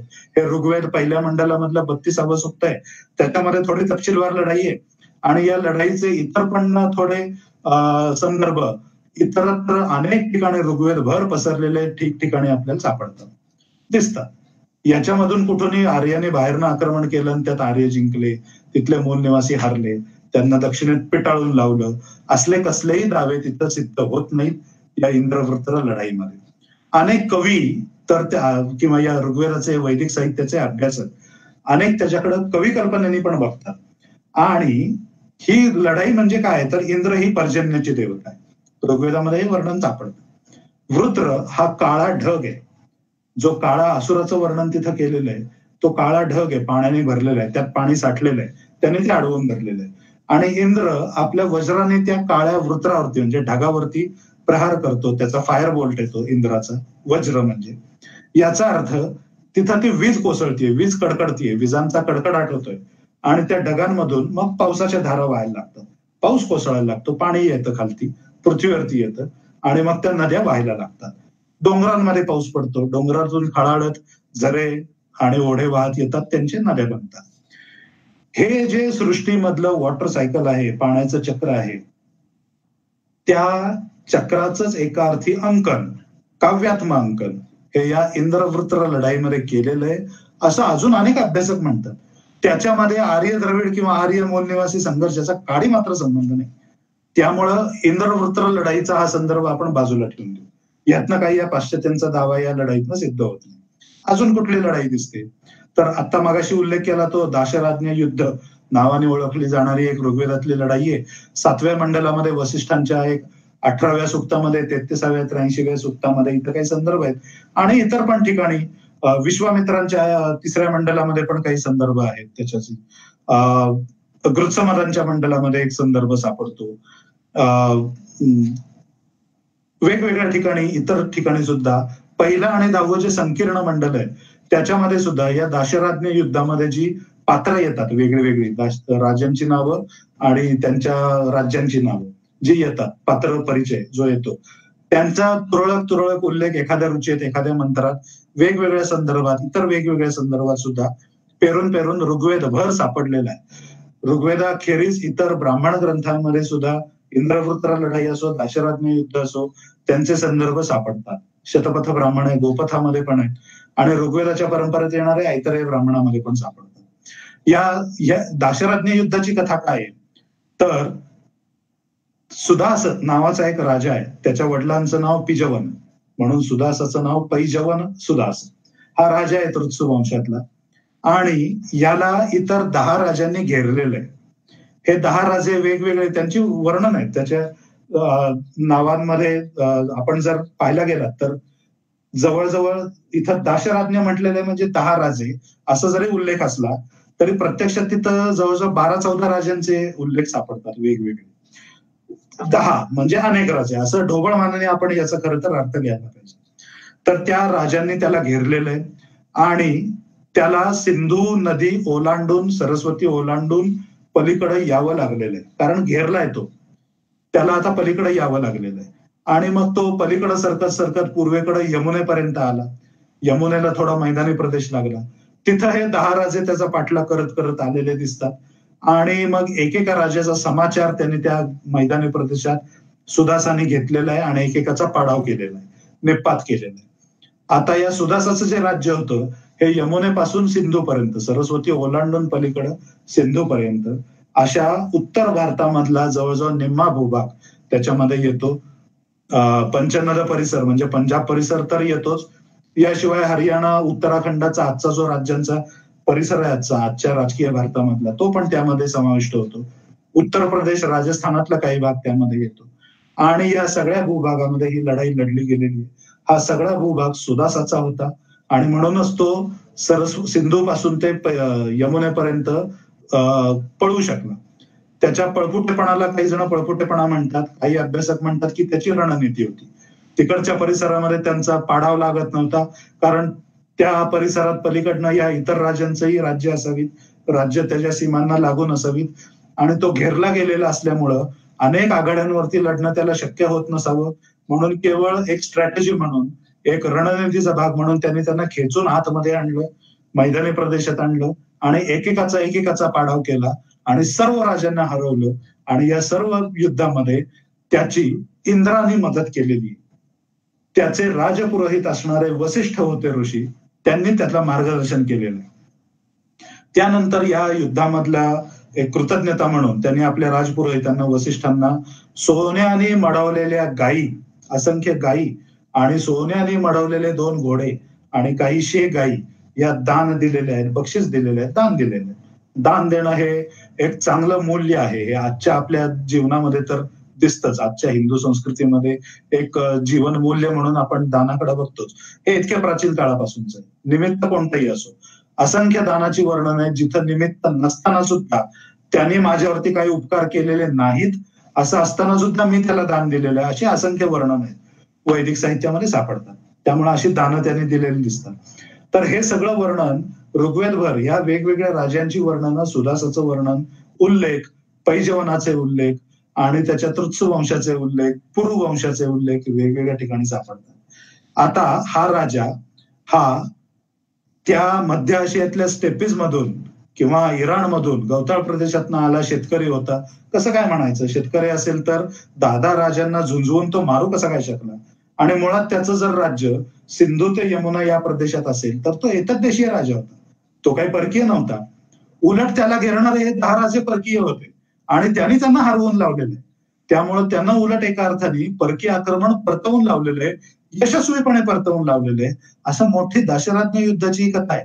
यामध्ये आर्यांचं आक्रमण उलट हाणून पाडलं जातं. ते जर आर्यांचं आक्रमण म्हणायचं असेल तर ते हरलेले आहेत आर्य तिथं, आणि तिथला मूल निवासी असणारा सुदास राजा जिंकलेला आहे. त्यामुळे ज्या सेट केलेल्या नॅरेटिव्ह मध्ये सांगितलेलं आहे त्याच्या बरोबर 180 अंशात विरुद्ध बाजूचं, विरुद्ध दिशेचं तिथलं चित्र या दाशराज्ञ युद्धामध्ये दिसतं. त्यामुळे ही युद्धाची कथा सुद्धा ही आर्यांच्या विजयाची कथा आपण काही म्हणू शकत नाही. इंद्र-पणी संघर्ष पण इथं दिसतो आपल्याला. सरमा आणि पणी अशा 2 पात्रांमध्ये झालेला एक मोठा मनोरम संवाद आहे आणि तो ऋग्वेदाच्या 10व्या मंडलातल्या 108 क्रमांकाच्या सूक्तामध्ये वर्णन केलेलं आहे, ग्रथित केलेलं आहे. ही सरमा कोण आहे? तर सरमा ही इंद्राची कुत्री आहे. इंद्राची कुत्री म्हणजे तिचं नावच तिथं ऋग्वेदाच्या भाष्यामध्ये चाळणाचार्यांनी सुद्धा देवशुनी म्हणजे देवांची कुत्री, देवांच्या बाजूने आलेली कुत्री, हे देवशुनी म्हणून तिचं सरमेचं नाव दिलेलं आहे. त्यामुळे सरमेचे जे पुत्र आहेत त्यांना सारमेय म्हणजे सगळे कुत्रे. हे सारमेय हा आजच्या संस्कृत भाषेतला लौकिक समानार्थी शब्द आहे कुत्र्यांना. श्वान वगैरे जे म्हणतो त्याला समानार्थी शब्द सारमेय आहे. सारमेय शब्द हाच मुळात सरमा या त्यांच्या मातृक नावामधून आलेला आहे. त्यामुळे ही सरमा देवशुनी तिथं इंद्राने त्याला शिष्टाई करण्यासाठी पाठवलेलं आहे पणींकडे. पणींनी या देवांच्या गायी त्यांच्या एका किल्ल्यात अडकून ठेवलेल्या होत्या, कैद करून ठेवलेल्या होत्या आणि त्यांना सोडवण्यासाठी हे पणी ही सरमा शिष्टाई करण्यासाठी गेलेले. त्यांच्यातला तो संवाद आहे. तो संवाद काय सांगतो? तो संवाद असं सांगतो की, आणि मोठा रोमांचकारक संवाद आहे, शिष्टाई कशी करावी, कशी त्या काळात सुद्धा केली गेलेली असेल याचं एक वस्तुनिष्ठ चांगलं उदाहरण तिथं आपल्याला दिसतं. आधी सामदाम दंड भेद, दंड नाही पण भेद, हे सगळे नीती वापरून शर्मा त्यांच्याशी बोलतीये की अरे तो इंद्र कसला बेकार राजा आहे, तो फार तुमचा पडाव करेल आणि तुम्हाला फार होत्याचं नव्हतं करून टाकेल, तुमची पुरं फोडेल, तुमचा हा किल्ला ध्वस्त करेल, त्यामुळे तुम्ही भल्या बोलाने गाई देऊन टाका. पण हे म्हणाले नाही. पण हे म्हणाले त्याऐवजी तू असं कर, तू भली स्त्री दिसतीयस तर तू आमच्याच बाजूला ये, आम्ही तुला अमुक देऊ तमुक देऊ. त्यांनी तिला आलोभनं दिली, प्रलोभनं दाखवली, पण त्याला ती बदली नाही. ती म्हणाली नाही. तर तो इंद्र जो आहे ना, तो अजून वरुण मरुत वगैरे सर्वांच्या सहकार्याने तुमचा पार होत्याचं नव्हतं, इकडचं तोंड तिकडं करून टाकेल. आणि असा तो संवाद चालत गेलेला आहे. आणि शेवटी पणींनी तिला असंही भावनिक आव्हान पण केलेलं आहे की तू आमच्यासाठी बहिणीसारखी आहेस, भावा बहिणीचं हे नातं आहे, त्यामुळं आम्ही तुला भावासारखी आहोत, तू आम्हाला बहिणीसारखी आहेस, तर तुला काय हवं ते सांग, आम्ही तुझी सगळी सेटलमेंट करतो, पण तुला या काही गाई देत नाहीत, तू देवांकडे परत जाऊ नकोस, तू आमच्या सोबतच राहा. पण या सरमेने पुन्हा एकदा पणीला बाणेदारपणे उत्तर असं दिलेलं आहे की या भावा बहिणीच्या ज्या नात्याच्या ज्या कथा आहेत ना, या तुम्ही तुमच्याकडेच ठेवा, किंवा तो जेव्हा इंद्र आक्रमण करून येईल ना तेव्हा त्याला ऐकवा, मग तो तुमचा समाचार कसा घ्यायचा तो घेईल. आणि तो जर बदला तर हरकत नाही, तुमचा विजय झाला, नाही बदला तर तुम्ही त्या जो काही परिणाम होईल त्याला तुम्ही तोंड द्या, फेस ऑल द कॉन्सिक्वेन्सेस, असं सर्वेने उत्तर दिलेलं आहे. आणि पुढच्या ब्राह्मण ग्रंथांमधली जी कथा सांगते त्यानुसार ते युद्ध झालेलं आहे आणि इंद्राचा पणींशी संघर्ष झालेला आहे. त्यांनी त्यांचा किल्ला फोडून त्या गायी सगळ्या सोडवून आणलेल्या आहेत. आता इंद्र हा जर परकीय आर्यांचा देव म्हणायचा आणि पणी हे जर स्थानिक एतद्देशीय मूल निवासी वगैरे म्हणायचे असतील किंवा द्रविड म्हणायचे असतील तर त्यांनी त्यांच्या गायी मुळात किल्ल्यात कोंडून ठेवण्याची असली आगळी करावी कशाला? असल्या पूर्वजांचा अभिमान हे आजचे जय मूल निवासी किंवा जय रावण आणि जय महिषासूर म्हणणारे लोक सांगतात का? त्यांना त्यामध्ये कोणता परंपरेचा अभिमान सांगायचा आहे नेमका? यामध्ये अभिमानास्पद असं काही नाहीये सांगता येणं जरूर. त्यामुळे ही कथा सुद्धा या आर्य द्रविड किंवा आर्य मूल निवासी संघर्षाची होऊ शकत नाही. आर्य दस्यू संघर्ष सुद्धा ऋग्वेदात ठिकठिकाणी आहे. ते तर बहुतेक सगळे नागरी तंटे आहेत की जमीन आहे किंवा आमच्या गावावरती आक्रमण केलं किंवा आमच्या यज्ञ कार्यामध्ये विघ्न आणलं आणि म्हणून त्यांचा हे इंद्रा तू पाडाव कर, हे इंद्रा तू त्यांना धडा शिकव, अशी प्रार्थना त्या सगळ्या याजकांनी, यज्ञ करणाऱ्या लोकांनी, यजमानांनी केलेल्या आहेत. आता हे सगळे स्वतःला सज्जन म्हणवतात म्हणून आर्य आहेत आणि त्यांना ते त्यांच्या त्या वैदिक यज्ञ कार्यामध्ये विघ्न आणतायत म्हणून ते त्रासदायक लोक आहेत, ते दुर्जन आहेत, ते दुष्ट लोक आहेत म्हणून ते अनार्य ठरतात आणि त्यांना दस्यू म्हटलेलं. इथं दस्यू हा सुद्धा वंशवाचक शब्द नाहीये हे लक्षात घेतलं पाहिजे. इथं ते त्यांना दास असा शब्द आहे.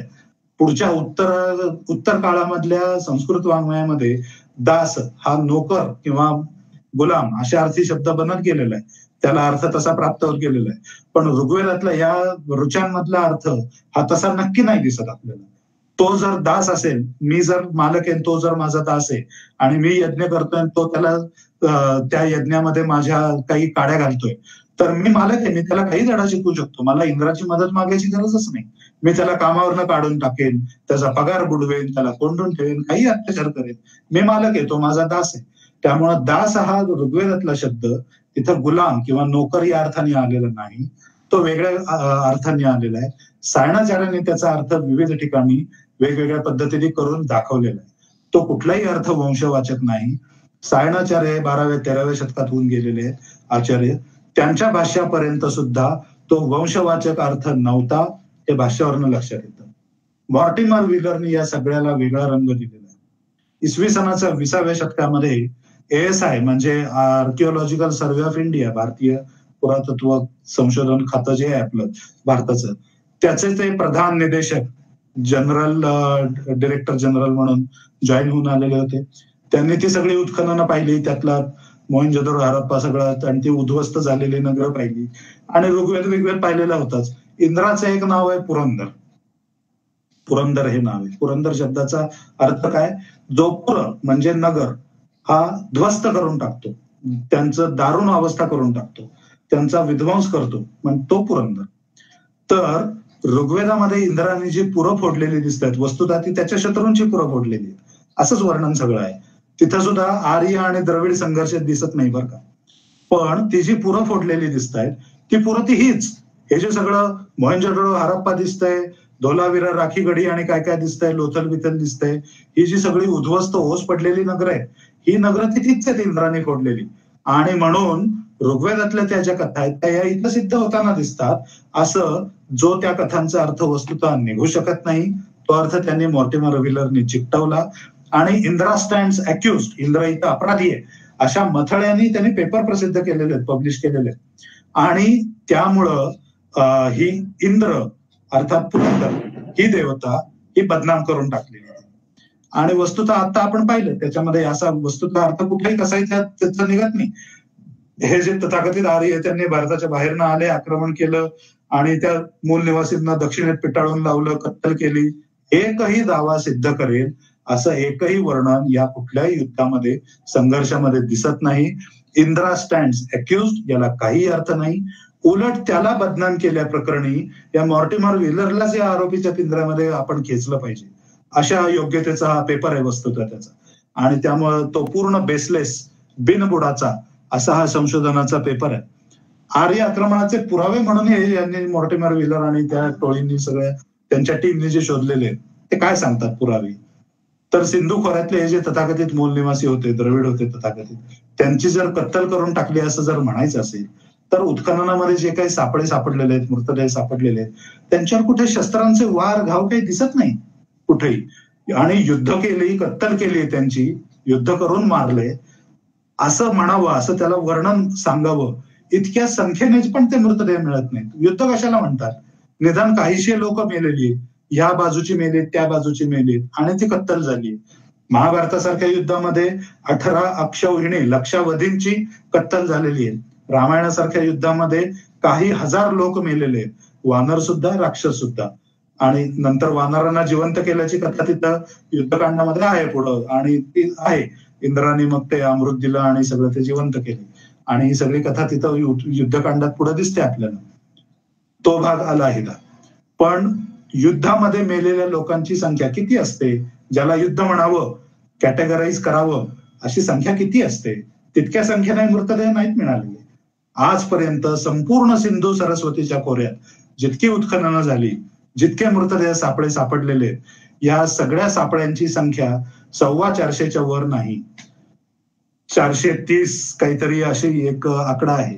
दुसरी गोष्ट, गमतीशीर भाग असा आहे की भले एकच युद्ध झालं आणि ते पार सिंधूच्या त्या टोकापासून या टोकापर्यंत समुद्राला मिळते, लोथल बिथल परिसरात, तिथपर्यंत सगळ्या परिसरात मिळून इतके सगळे जर काहीशे फक्त मृतदेह असतील तर त्याला काही इतकं व्यापक युद्ध म्हणता येणार नाही.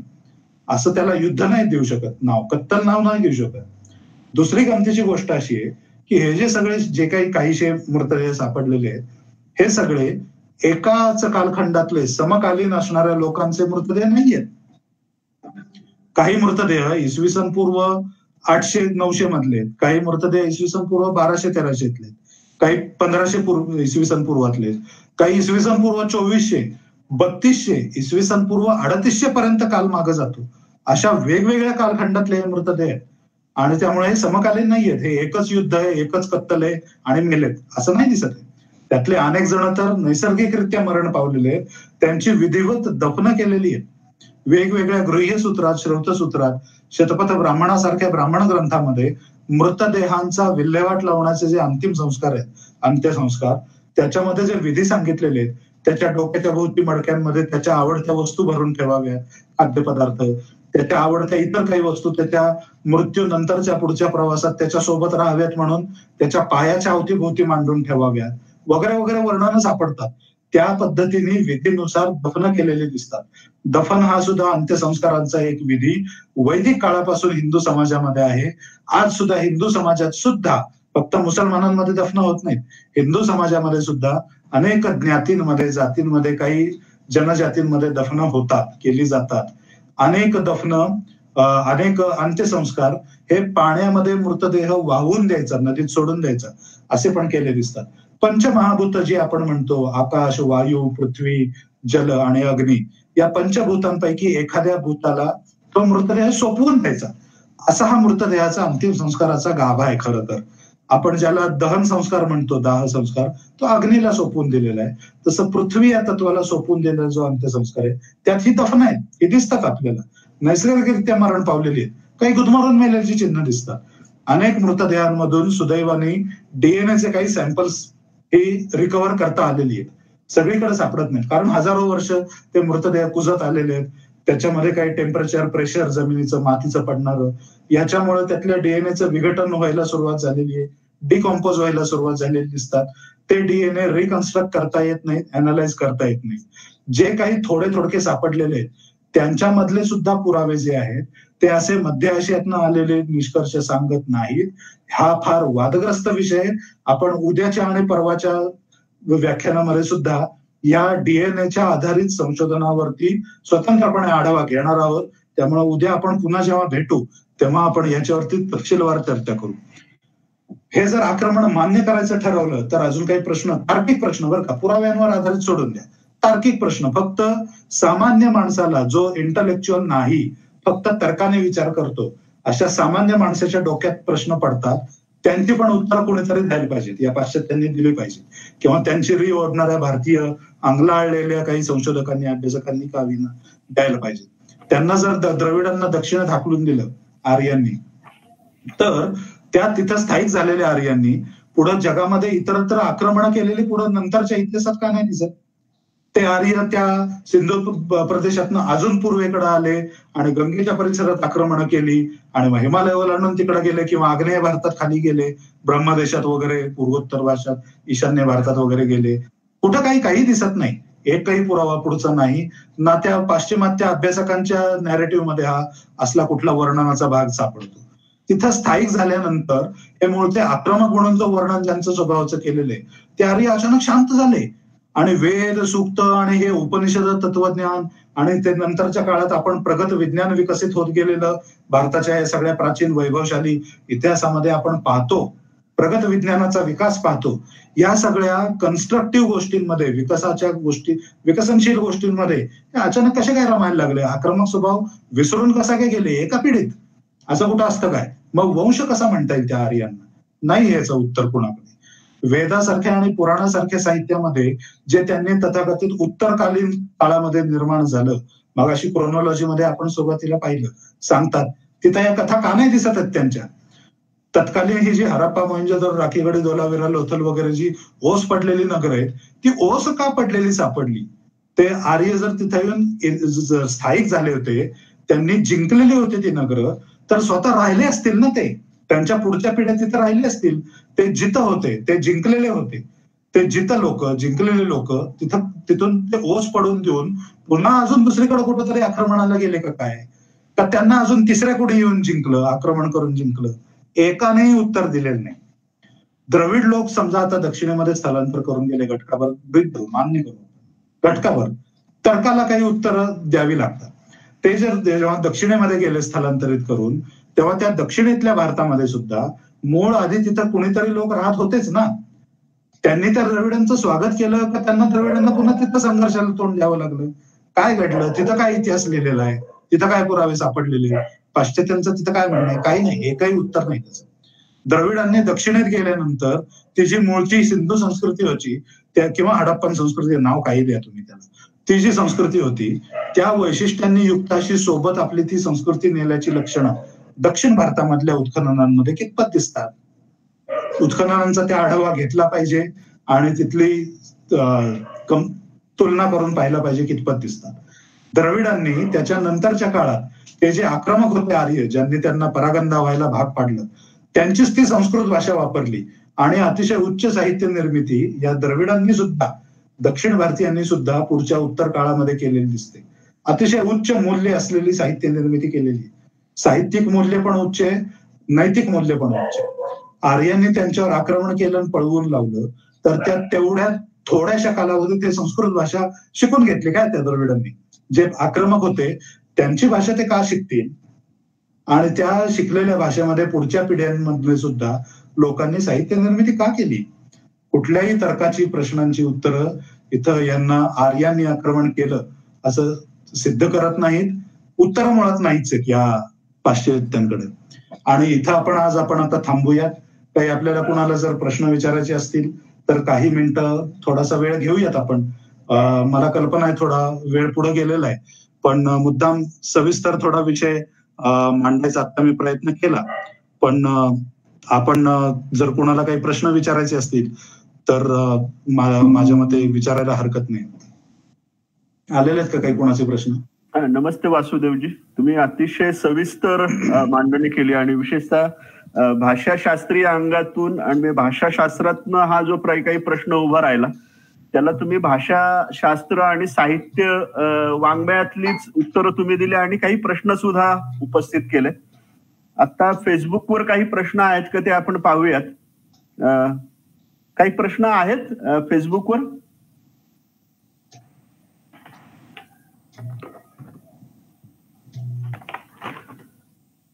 तोवर एक प्रश्न मला असा आहे, मगाशी वासुदेवजी तुम्ही जो आर्य शब्दाचे वेगळे अर्थ सांगितले आणि त्याच्यातला वामन शिवराम आपटेंची शब्दकोश आणि इंग्रजी भाषांतरामध्ये त्यांनी केलेली जाणीवपूर्वक गडबड, त्याच्यामध्ये रु अधिक ण्यत असा एक अर्थ दिलाय वामन शिवराम आपटेंनी. त्याचा नेमका काय अर्थ येतो? रु हा धातू आहे आणि त्या धातूचे जवळजवळ 5-6 अर्थ आहेत. गत्यर्थक आहे, स्थित्यर्थक आहे आणि वेगवेगळे अर्थ आहेत त्याचे. तर त्याच्यामध्ये एका गुणांचं संक्रमण दुसरीकडे करणारा किंवा त्याचं अनुकरण करावंसं वाटेल अशा योग्यतेचा तो आर्य किंवा श्रेष्ठ चारित्र्य, उदार चरित्र असणारा असा तो अर्थ त्या ऋ अधिकण्यत या प्रत्ययातून याचा एकत्र जो सिद्ध होणारा शब्द आहे त्यातलं आर्य हा शब्द तो पुल्लिंगी आहे, म्हणून तिथं पू असा एक लिंगवाचक निदर्शक पण दाखवलेला आहे. एवढाच खरं तर त्याचा अर्थ आहे, त्याहून वेगळा काही नाही. त्याचं स्त्रीलिंगी रूप करायचं असेल तर ऋ अधिकण्यत, अधिक पुढे संस्कृतमध्ये एक टाप म्हणून प्रत्यय आहे, तो टाप म्हणजे आ प्रत्यय त्याला लावला जातो आणि आर्यचं आर्या असं स्त्रीलिंगी रूप बनतं. त्याचाही अर्थ तोच. आर्या या शब्दाचा अर्थ सुद्धा अगदी हाल सातवानाच्या गाथा सप्तशती गाहा सप्तसाईमध्ये सुद्धा आर्या म्हणजे अत्यंत ग्रामीण तिथं चित्रण हाल सातवानाने केलेलं आहे. त्याच्यामधल्या ग्रामीण महिलांना सुद्धा आर्या हा शब्द त्यांनी वापरलेला आहे. तो आंध्र म्हणजे दक्षिण भारतातला राजा होता हाल सातवाहन. या दक्षिण भारतामध्ये सुद्धा आर्य हा शब्द वापरलेला दिसतो आणि आर्या हा शब्द वापरलेला दिसतो. आपण रामायणातले संदर्भ पाहिले तरी वाली सुग्रीवाच्या बायका आहेत, रुमा आणि तारा, आणि रावणाच्याही बायका आहेत, मंदोदरी आणि अजून काही बायका होते त्याला. त्या सर्वजण या आपापल्या पतींना म्हणजे वालीला, सुग्रीवाला आणि रावणाला सुद्धा आर्य म्हणतात किंवा त्या बायकांना तो नवरा म्हणजे वाली हा तारेला आर्या म्हणतोय किंवा सुग्रीव हा रुमेला आर्या म्हणतोय, रावण हा मंदोदरी आणि त्याच्या इतर बायकांना सुद्धा आर्या म्हणतोय.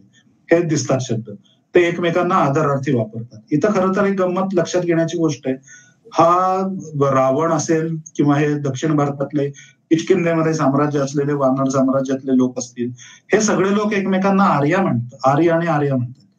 दक्षिण भारत म्हणजे द्रविड ज्याला प्रदेश म्हणतो आपण, तर त्यामध्ये सुद्धा आर्य हा शब्द सद्गुणवाचकच आहे, हे इतकं एव्हिडंट आहे. आणि मग जय रावण म्हणणारे लोक कुठल्या म्हणजे उदात्तीकरणाच्या आधारावरती रावणाचा जय जयकार करतात माहित नाही. त्या जय रावणवाल्यांचा रावण सुद्धा इथं रामायणामध्ये आर्यच ठरतो. मला वाटतं फेसबुकवर काही प्रश्न नसतील तर. फेसबुकवर आता काही प्रश्न नाहीत, पण सर्वत्र आर्य हा शब्द गुणवाचक असाच दिसतो. आणि मला तुमच्या आत्ताच्या मांडणीतलं एक वैशिष्ट्य मुळात जे जाणवलं की भाषा गटांच्या आधाराने झालेले जे काही राजकारण आहे आणि जो भाषेच्या प्रश्नातनं निर्माण झालेलं गृहीतक ते कसं फोल ठरत गेलं हे तुम्ही अतिशय विस्ताराने मुख्यतः भाषिक आणि वाङ्मयीन अंगाने सांगितलं, संस्कृतच्या विकासाच्या अंगाने सांगितलं आणि त्यातून निर्माण होत असलेल्या प्रश्नांची सुद्धा तुम्ही उत्तरं दिली आणि काही नवे प्रश्न सुद्धा तुम्ही विचारलेले आहेत या सर्वांना. तर त्यामुळे तुम्ही जी काही आज मांडणी केली त्याच्यातून आर्य स्थलांतर किंवा आक्रमणाचा सिद्धांत जो काही आहे तर हा जाणून घेण्याच्या संदर्भातली उत्सुकता निश्चितच वाढलेली आहे. त्यामुळे उद्या पुन्हा आपण 7:30 वाजता याच फेसबुक पेजवर एकत्र भेटूयात आणि पुढची तुमची मांडणी कशी असेल याची उत्सुकता सर्वांना आहे. सर्वांना पुन्हा एकदा धन्यवाद आणि संयोजकांचे आभार. सर्वांना धन्यवाद.